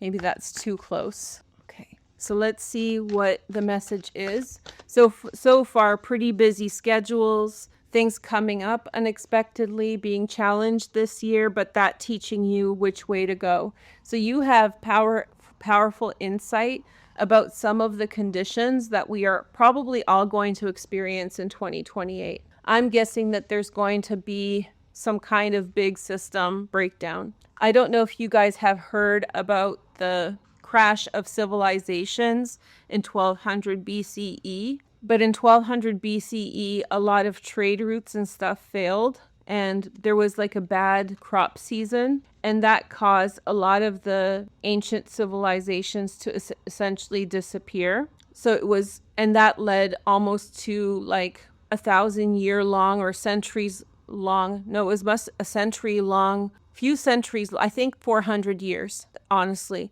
Dark ages where there was very little like centralized city states. So they have a lot of theories and they think that they know why it happened, but it was a combination of natural factors, but also like political issues. I'm not predicting this for 2028 yet, but something in a percentage of that, like a multi-factor failure, could be what's happening. Because we're very, like, objectively, when we're looking at the world right now, we're very close to something like this.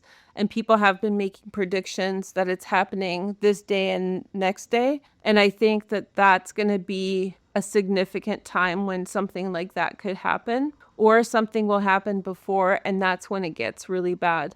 Crop failures, economic devaluations, all that stuff. So we have Ace of Swords. So in other words, for you, you may be in an environment that's completely chaotic in 2028.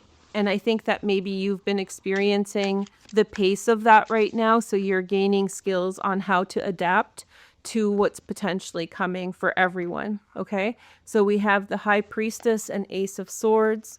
And then we have Four of Cups. Somebody knows something, they have insight, but they're keeping it to themselves. Like you know something about the world. You have insight, okay, about the world. And you're holding back on how much you tell and to who. And then we have the Two of Wands. I think that your perspective has changed on what's happening around you, and I think you're adapting to that change right now. The next message is Two of Cups. It's nice. Definitely a concern, or not concern, but point of attention is children. Your children are going to be the center of your focus for the next couple years. And everybody's who has kids has that center of focus. But I'm saying that certain years of our lives, there's just more focus on that child. And so I think that if you have children, especially young children, but even young adults, I think I'm not saying something bad will happen. Maybe they'll be excelling and being very successful, and you'll be supporting them in the journey of that. So, but connection with children is going to be very important right now, and it's going to take a lot of time. It's going to leave you really alone too. That's the Hermit card. So not alone in a bad way, but like, you know, you see all these moms on TikTok filming TikToks because they're in the car and they're waiting for their kids. I think it's the cutest. Like, I don't have kids, but like moms who do that, or dads who do that, who just record content in their car because they're, you know, waiting to pick up their kids or whatever else. I just think that's like the most endearing energy.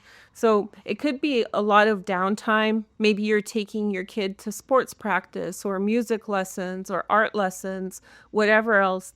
I feel a pretty heavy commitment that you are engaging in towards a certain path. There's a reason why that's taking up all your time. I made some cards from previous readings, so I want to pull some for you today. So we have Power Couple. Yeah, so you're trying to achieve something with someone else. So maybe if you're in a relationship, you're both kind of pushing towards success, and you're both kind of alone but together, and you're fully committed to the cause, right? Then we have They Express Sincerity. I feel like you're like up towards, you have big goals that you're trying to meet, and you're working really hard. There's a lot of passion, a lot of love involved in that energy. Job stability. I feel like maybe you've seen certain things over the last few months, and everybody's facing a lot of job uncertainty, a lot of changes. And I think maybe you've seen it, and I think that you're heading into a time of heavy commitment. Just basically prioritize yourself and your family. And no matter if you work 100 hours a week, it doesn't matter. That's your priority right now. Here is the next message. We have a new relationship is beginning. So if you're hearing me talk about family and relationships and you're like, Veroosh, I'm single, this is the message for you, right? So some of you are beginning a relationship. You might be involved in a relationship with someone in which you are alone a lot. They may be very busy. They may be a doctor, or they may be a lawyer, or they may be a musician, someone who has a lot of commitments on their time. And that's going to put you in a situation where the relationship is good. It's loving. We have the Two of Cups here, but maybe you're effectively alone a lot, and then time to fix it. So with so much downtime, I think that you're going to face certain things about yourself.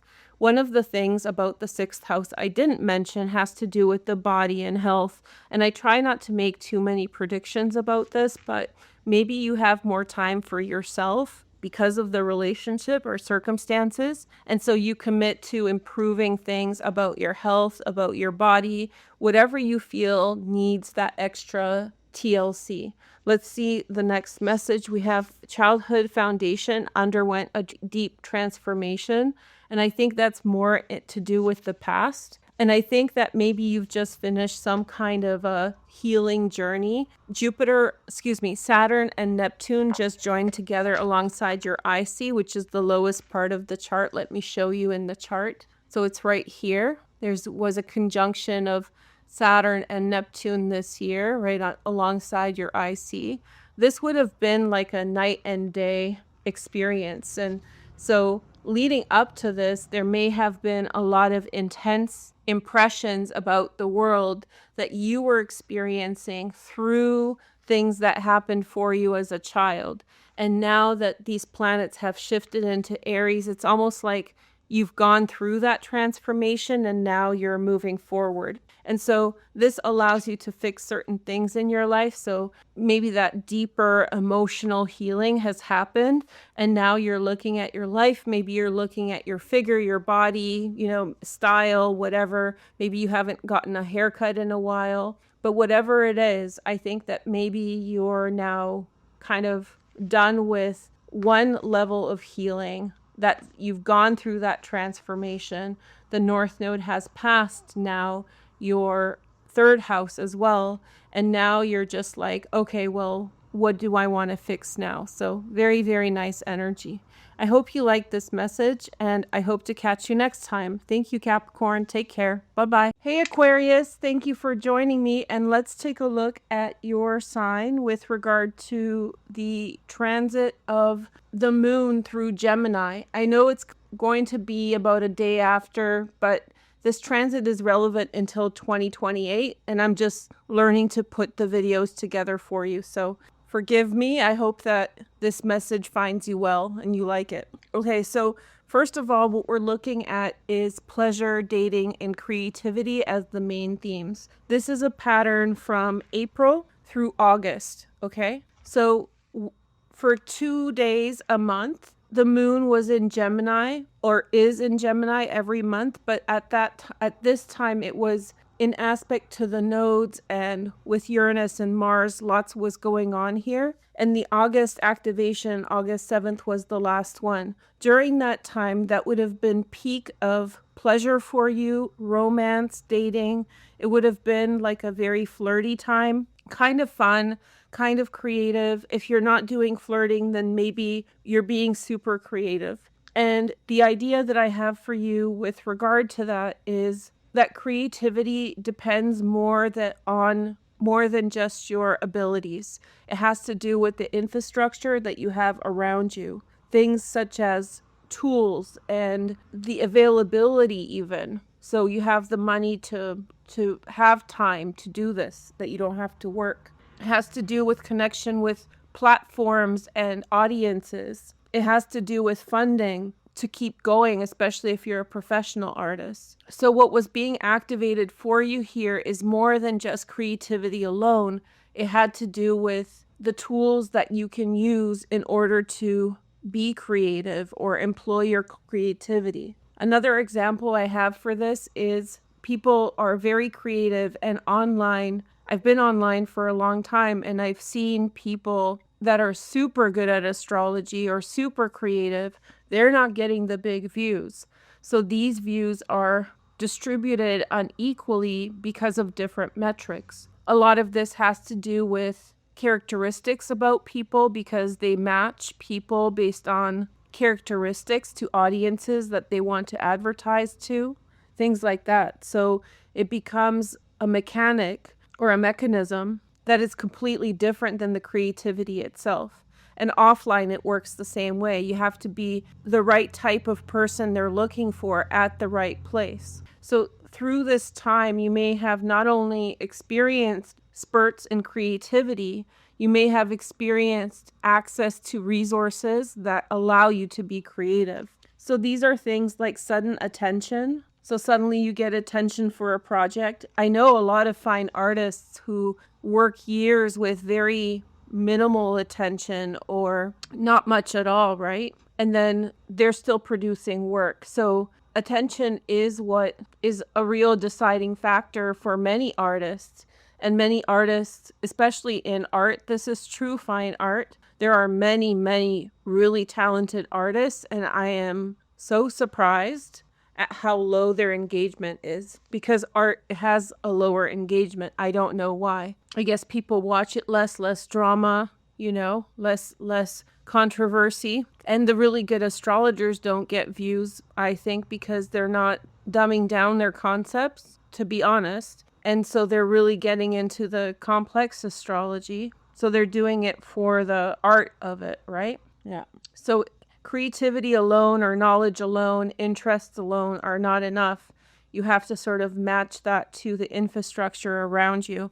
And so that's been a major theme for you since April. So you may have received attention on something you've been sitting on for a while. Aquarians are very like, you guys have like the vision, right? So when you have the vision, not everybody understands it, and you have to wait until they get it.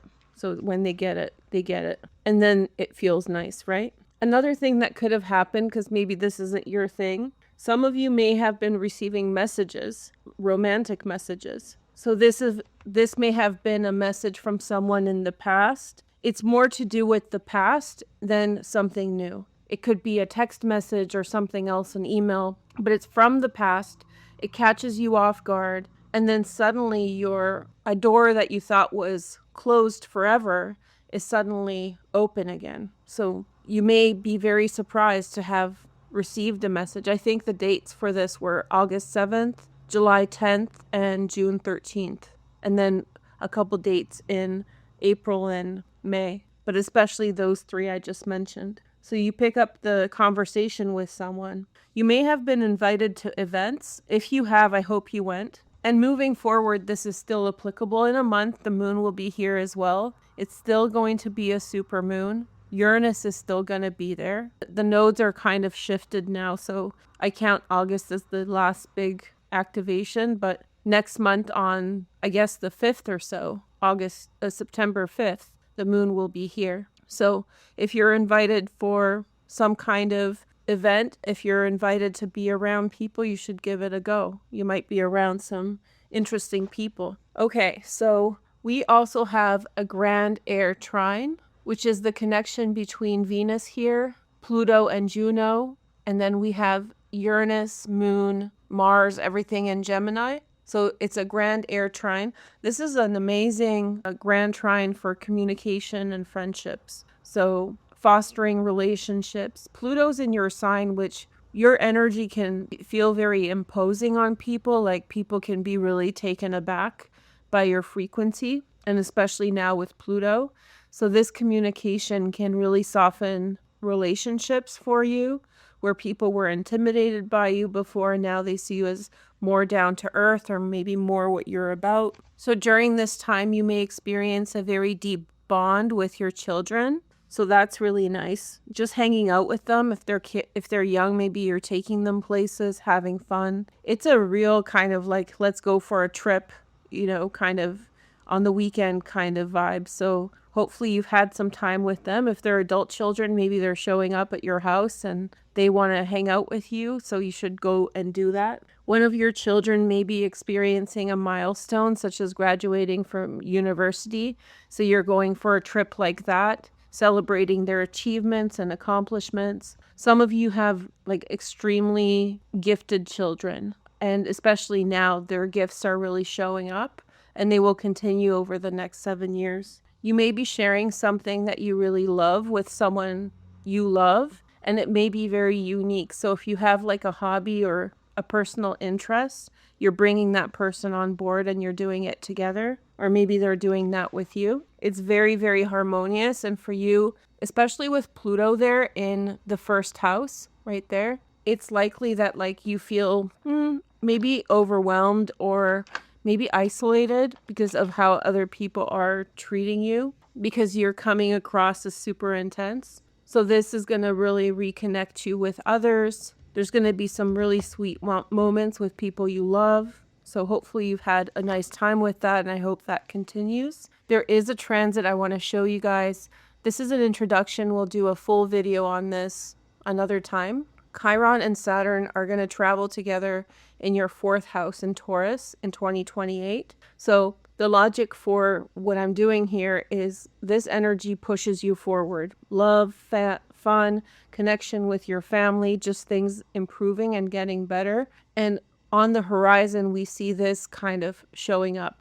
This is one of the most intense transits probably of the decade, definitely of 2028, if not the most intense. The reason it's so intense is that Chiron and Saturn are traveling together for the whole year. They go retrograde together, they move forward together. It's very, very intense. And for you, this has to do with the fourth house, home and family, right away. And this is just a preview. There could be situations where some of you are taking care of family members. So maybe older family members, or if you have disabled family members who need help, suddenly that becomes an issue where you have to be more present. So maybe that's the pressure on you. There could be financial issues in the family or in the home. And I'm getting more like extended family, not necessarily your own, but you never know, like fixing the house, things like that. You may want to make sure you're on top of it. So for everybody, I'm kind of giving you a little heads up because I believe that you should get ready for this transit now. And then so that when it comes up, you're ready. And I think a lot of it's going to build up to it. So what I would say for you, and we're going to do more about this, is watch out for malicious people who draw you into problems and weigh down your family. Okay? So maybe contractors, shady contractors. If anything shows up for you that feels like weighty or problematic or heavy, stay away from people like that. You really don't want to test this energy or welcome in the wrong people. That will cost you a lot. So, it's not the end of the world, but it is a tough transit. And I think it's very important to be aware of it. I've told other signs, I believe that this transit has to do with like a larger global issue or several global issues that may come up. Things like food scarcity or environmental problems, things like that could come up that year. War, because we've been in wars, pretty heavy wars for a few years now. So war could escalate, things like that. And it's a grueling, long transit. So, don't get yourself into trouble. That's what I'm trying to say. Okay, so let's do a tarot reading. And I have to show you my new oracle cards that I made. So first of all, we have the Mary L Tarot. So we have the Two of Wands. Okay, so this is vision perspective. I feel like maybe this is the right time to spend with your kids. I do feel like many of you are going to be spending time like with parents or older people because they'll require help, cleaning, personal care, whatever else. Like they'll need your presence. And I don't think it's going to be a problem, but I feel like the time with your children, if you do have children, is very important now. Save your money. So I think everybody should be saving their money right now. I don't usually make strong predictions, but I feel like this is one that I feel strongly about. So save your money slowly. I see you being happy with your children, like taking them for a drive, having those moments with them while you still can. I'm not predicting something bad will happen to you. I just think your time is going to shift and very soon you're going to be preoccupied with other things. So spend time with your children, save your money. Not that you're going to go broke, but maybe more to do with so you don't have that extra stress. That's what it feels like. Not that you're running out. It's going to become less, but it's not going to become zero. And if you have some money, then you're going to have more breathing room. The next message is the High Priestess. I see you as a visionary in all this. So we have Two of Wands and the High Priestess. I just feel like you're feeling a lot of things that are happening around you or sensing what's going to happen for you and other people. And I see that you have like this vision, this perspective. And then we have the Knight of Cups, Pisces, Cancer, Scorpio. Maybe making an offer towards someone. Jupiter is in your 7th house. I feel like romantic situations for you are somewhat of a less priority at this time, even though Jupiter is there and it could be flirtatious. Even if you're dating someone or if you have a partner, I see your energy really directed at your kids and spending time with them. A child of yours may require extra time, not because of a bad reason, but maybe because something good is happening for them. But still, somebody is asking for your time or wanting to see you. Then we have the Hierophant, which is Taurus. I think that for those of you who need to take care of a family member, I think you already know. I think it's already been a pattern in your life that's emerging. So you know it's not going to be a surprise, but it is coming. It's almost like you know the train is coming, but you don't feel its force until it's there. So that's a confirmation and a reminder that, yeah, that time is going to come when you're going to have to spend a little bit of time, with less time for yourself, less time for, activities, leisurely activities. But I think you're ready, and it's a free choice. Like, people can choose to walk away, but I don't think you're walking away from this. I think that you see it coming, you're heading straight on, you're saving money. There could be a very complimentary person around you. They may be a man or a woman. This is a Pisces, Cancer, Scorpio, but any sign will do, whatever, is around. But the energy here is very supportive. So someone who really sees like the trajectory that you are in. And I think that there's a respect there, but it feels like amicability, friendship, like this person likes you or has esteem for you. And it feels very romantic. It does feel very flirtatious. But for some reason, I don't feel like you're centering that person very much. I don't think that they're a priority, but it's a good friend, and it's not a person who's playing games or who is in some way, being unfortunate with you. And then we have the Ace of Cups. So maybe something is ultimately beginning for you, especially with the Hierophant and the Ace of Cups on the bottom. So ultimately, I think you are going somewhere towards some kind of commitment. I think you have someone who has like protection. I think it's going to be a nice time for you, actually.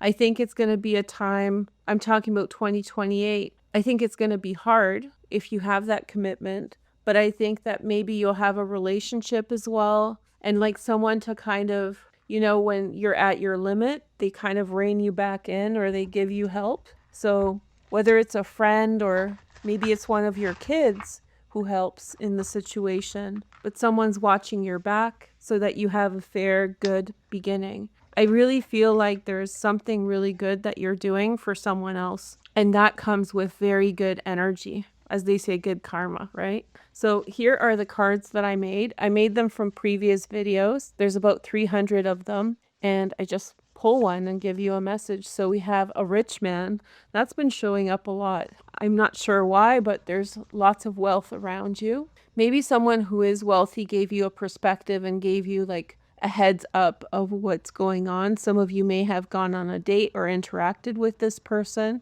and they told you about, where things are going. Unexpected social support. Yeah, so maybe you're heading into a situation, but there's going to be more support there than you anticipated. And then we have you are closing a heavy chapter. For some of you, and this just came through, maybe some of you are caring for a parent who wasn't very nice to you, so it's kind of a bittersweet kind of situation. That only makes your karma better, right? Okay, so let's see the next message. We have innocent energy will win. I feel like you feel very angelic here. And you guys know I don't speak about angels, earth angels, things like this, but it just feels like you're really coming out of yourself to be kind. You're kind of coming out of your way to help a situation or help someone. She is jealous of you. So that's why you have someone with you, because someone who you're interacting with is not kind to you. So you're doing something nice for someone and they're not nice to you. Secret animosities, right? But then you have this really friendly, supportive energy who's like, I got your back. It's fine. So this is the right direction. I feel so strongly about this that you're on a very specific path. And it's going to be different for different people, of course. But yeah, some of it is going to feel uncomfortable. Like you're not going to be helping the best person, or something about it around it is not going to be friendly or nice, but you're going to get compensated for this. Not only financial compensation, but more importantly, like spiritual compensation for the good energy that you've put into a situation. And that leads you on the right path. Okay, thank you guys so much for watching. I'll be back next time Have a nice day. I hope you enjoy this. Hey Pisces, last but not least, I'm super slow to finish this reading. I'm like 24 hours late, over 24 hours late. Oh well, so let's take a look at your chart. This still applies moving forward. For you, the transit of the moon is really in the 4th house of home and family, and also to do with endings. So each month since April, the moon has been here iterating. The moon is in the same position every single month. And when it's been here, it's been activating all of the transits that we talked about earlier. And for you, this is in house and home. So I believe that things have become more intense between family members, not necessarily in a bad way, but just pushing you to communicate with each other and connect with each other more. External things matter, like the cost of housing, the cost of food, roles, responsibilities, caregiving, sharing responsibilities with others. So I made the note the home is a political space in which different people have different responsibilities and political positions, right? So it can become very intense because on the surface we say we love each other and all this stuff, but the undercurrent is that there's a political aspect to it. And for some of you, there's a very deep ancestral history of complex experiences that has made its way down to you. And again, we can say, oh, thinking about grandma, great grandma, whoever, but there may be a lot of inherited beliefs or behaviors that are moving through the generations onto everyone in your family. And then you're trying to interact within those belief systems and ideologies in the modern time. And some things don't apply anymore, but maybe out of habit or maybe because everybody's used to it, you keep on interacting in the same way that your grandparents did. So that what I'm trying to say is that your home and family life is inherently complex and political, right?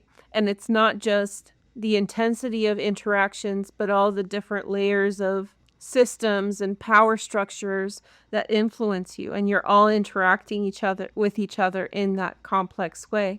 So when the moon is here, it's a super moon and it's out of bounds, so it's super close to the earth and it's super high in the sky. Is it high? I'm not sure of the declination. Hold on. Yeah, so it's high in the sky for the northern hemisphere. For the southern hemisphere, it's really low. But all you need to know is that it's at an extreme.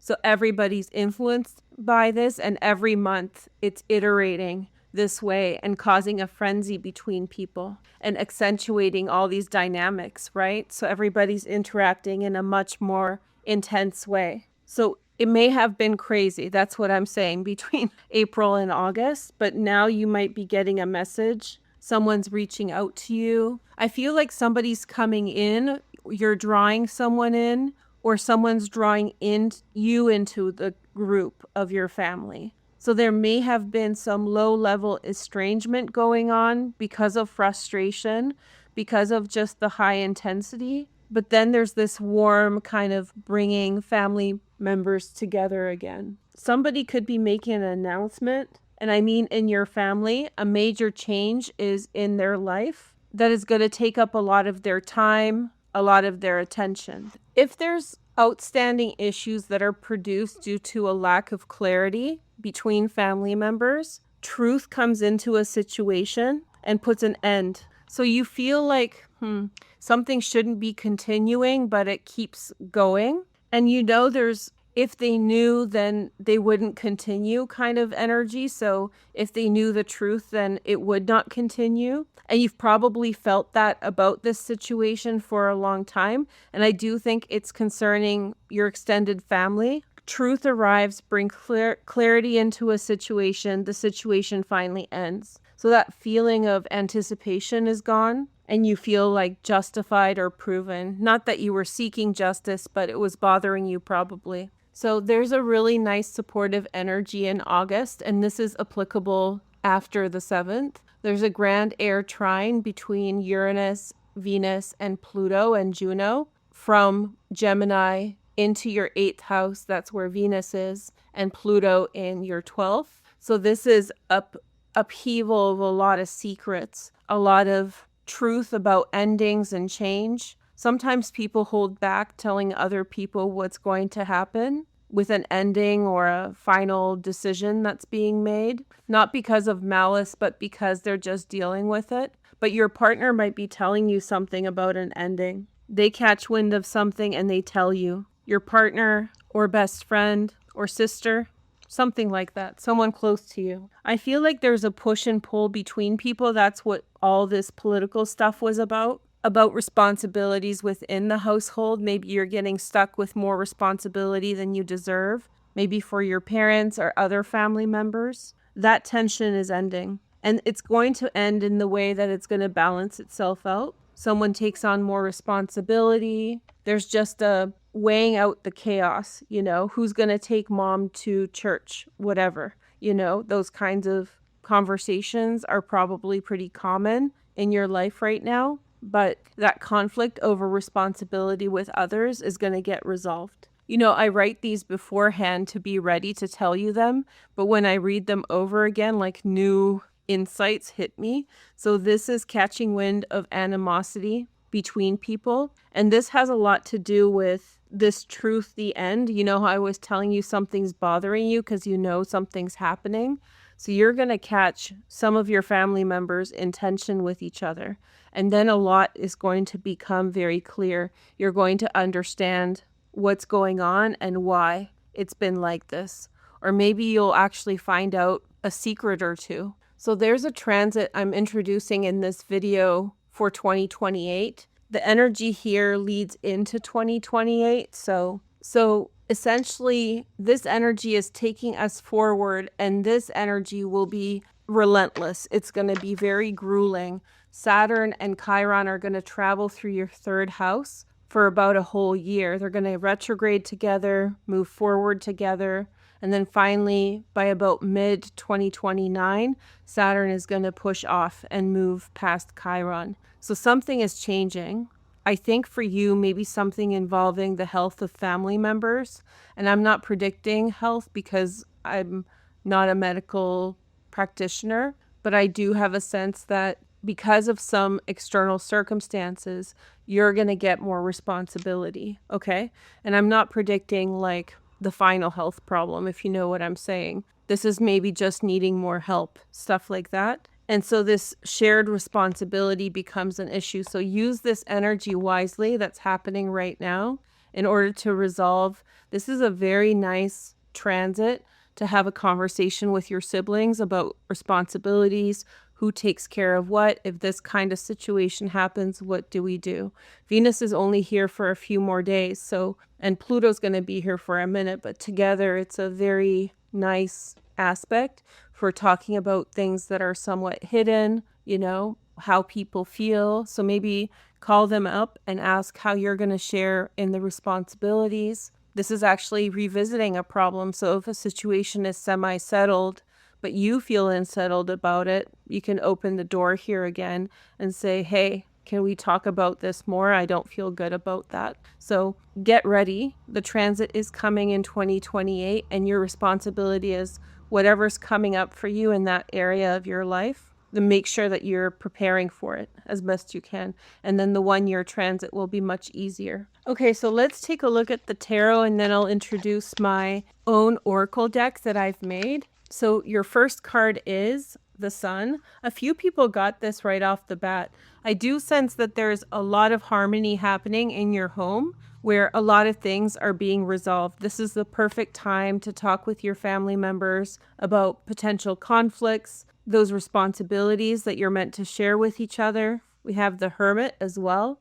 I feel like I saw the same combination. You guys know how I pick cards. I just open them and like from a book, I pull them. So, and then once in a while I shuffle so the order is mixed. So it's completely random. It's never in the same spot. So the fact that another sign had this combination, I think is pretty interesting. I think that finally you get some autonomy. I do sense that you've been really surrounded by a lot of people with a lot of opinions, like a big Greek family. My Big Greek Wedding, wasn't that a movie? I never saw it, but just the idea of a big family with lots of opinions and everybody being very like full of life and vibrant. So I feel like that energy is happening for you right now. And that gives you space to walk away, not permanently, but just have, a break, have a little bit of a downtime, or because you have nothing to worry about. When there's family issues, you can walk away, but you're still preoccupied with what's going on. Here, you're getting a clear mind on something. It's like, finally, nobody is arguing. Everybody's getting along. So I can just take a little break. I can go see a movie and relax. So then we have I forget what card this is, and I cut off the edges. So if you want to correct me in the comments, go ahead. I think it's not the Seven of Wands, and it's not the Five of Cups. Oh well, but I feel like you're getting time to be with yourself or within yourself at this time. So you're getting a break. I have a feeling that maybe you and some of your siblings are not giving each other enough consideration. Like maybe they're not giving you enough consideration for the amount of time you're putting in to things. And I feel like you have mixed feelings about it, although probably on the surface you never mention it to anyone, things like that. The next message is the Death card. Ooh, there's going to be a change. So there's hidden feelings. That's what this card is telling me. Hidden feelings about how the politics of your family have played out and how much it's cost you and how much it's cost them. Not just money, but emotions and time. And I think something's coming that's going to put that to an end, and it's going to make it very fair between all of you. And you're not going to feel bad about it anymore. The next card is the Safe Passage card. I think in whatever you're taking on, I feel like you're taking care of family members. So whatever you're taking on, I feel like there is protective spirit with you. There's protective energies that are taking you through a difficult set of circumstances. And then we have this card, and again, I don't remember this card what it is. I do have this deck with borderless version with the names on it, but I haven't painted it for YouTube. So, but this is like the Nine of Wands. But again, there's the energy of a protective spirit to make sure that you're okay, that the balance is in your favor. I feel like you're somewhat tired from how much energy you've been asked to expend into this situation over a long period of time. It's not all at once, but over the whole period, it's been a lot all the time, every weekend, and it accumulates. And I think that's about to change. On the bottom is the Ace of Cups. And I feel like you're but in a bit of a breakthrough, in a bit of getting more of what you need. I feel like your family's going to quiet down. Especially April through August, it may have been very intense for you. Now let's see the Oracle cards. So this is the deck I made. This is made completely from my own readings. So I just went through my readings and pulled messages I liked. There's 300 different cards here. So we have someone is keeping a secret. So someone who was keeping a secret. When you keep a secret, you prevent people from making free choices, right? So it's a little bit of a problematic energy with that. And everybody's moving past that situation. I sense like your family was super chaotic or something from April through August. An important conversation over tea and coffee. Maybe you'll have a sit down with a sibling and say, this is not okay, this is too much. Or maybe someone will be like, I have your back. They'll invite you over for tea and be like, this is way too much. So somebody's signing up. There's going to be a conversation. I feel like you've not been heard, and I think you'll be heard now. Ask a dog. This was a funny one, but maybe your dog has the answer if you have a dog. Dogs are very smart. They're very perceptive. So, you can see what their response is, or, what they think about a situation, how they're feeling. If they look very concerned, it's usually because they need to be. They see something in you.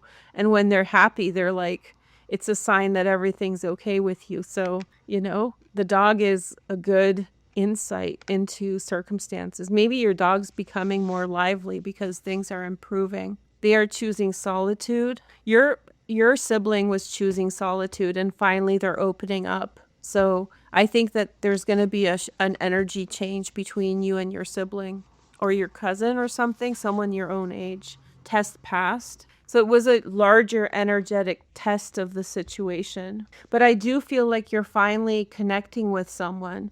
It's a sibling or a cousin, I think, or maybe the partner of a sibling or cousin. Something internal family politics, right? And you're having a talk and you're getting on the same page, and they were in a period of withdrawal. Maybe they went through a loss. Do you have any siblings that are widowed or widowed? Maybe someone went through a major loss or a divorce and they were sort of unavailable, and that put an extra weight on you, but now they're coming back. Sometimes that happens. It's hard, depending on how big your family is. The bigger the family, the more people to chip in, right? But if you have a small family, it can be tough. They tried to block your success but failed. Your brother or cousin was in this situation at work, and someone was trying to get at them, to undermine them, to stop them. I have a feeling that someone was very preoccupied for a period of time, and that made them shut down. So you see someone coming right back in, and then you're going to be very much supported. Okay, so I think moving forward, I think this energy, this and this lion seems to me like the same nurturing, protective energy. And so someone who was supposed to do this before was not available to, right? They went through something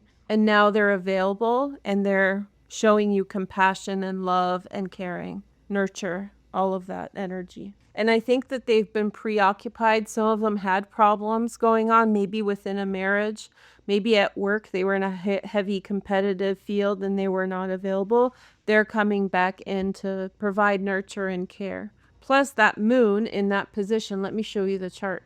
So the moon in this position right here, it was pretty chaotic from April until now, every month when it showed up. And it's still going to be a bit chaotic moving forward, but it's not going to have the same aspect to the nodes. You know, Uranus is still going to be there, but Mars is going to move off. The full moons, the new moons, the summer super new moons are over for another year. So their intense new moon cycle, right, is over for another year. So the next time the moon is here on September 5th, I figured it out for Aquarius, it's going to be much more mellow. So that chaos in your family is calming down, and maybe the dynamics so people are easier to reach. I feel like it was disassociation without labeling it as a medical term, but like someone was just busy emotionally staring at walls. Maybe they were very stressed out and just not available. So more fell on your shoulders, and I think that now somebody's coming back in to chip in and help. So, and the family's calming down. So I hope you like this reading. Thank you for watching, and I will see you soon. Take care. Bye.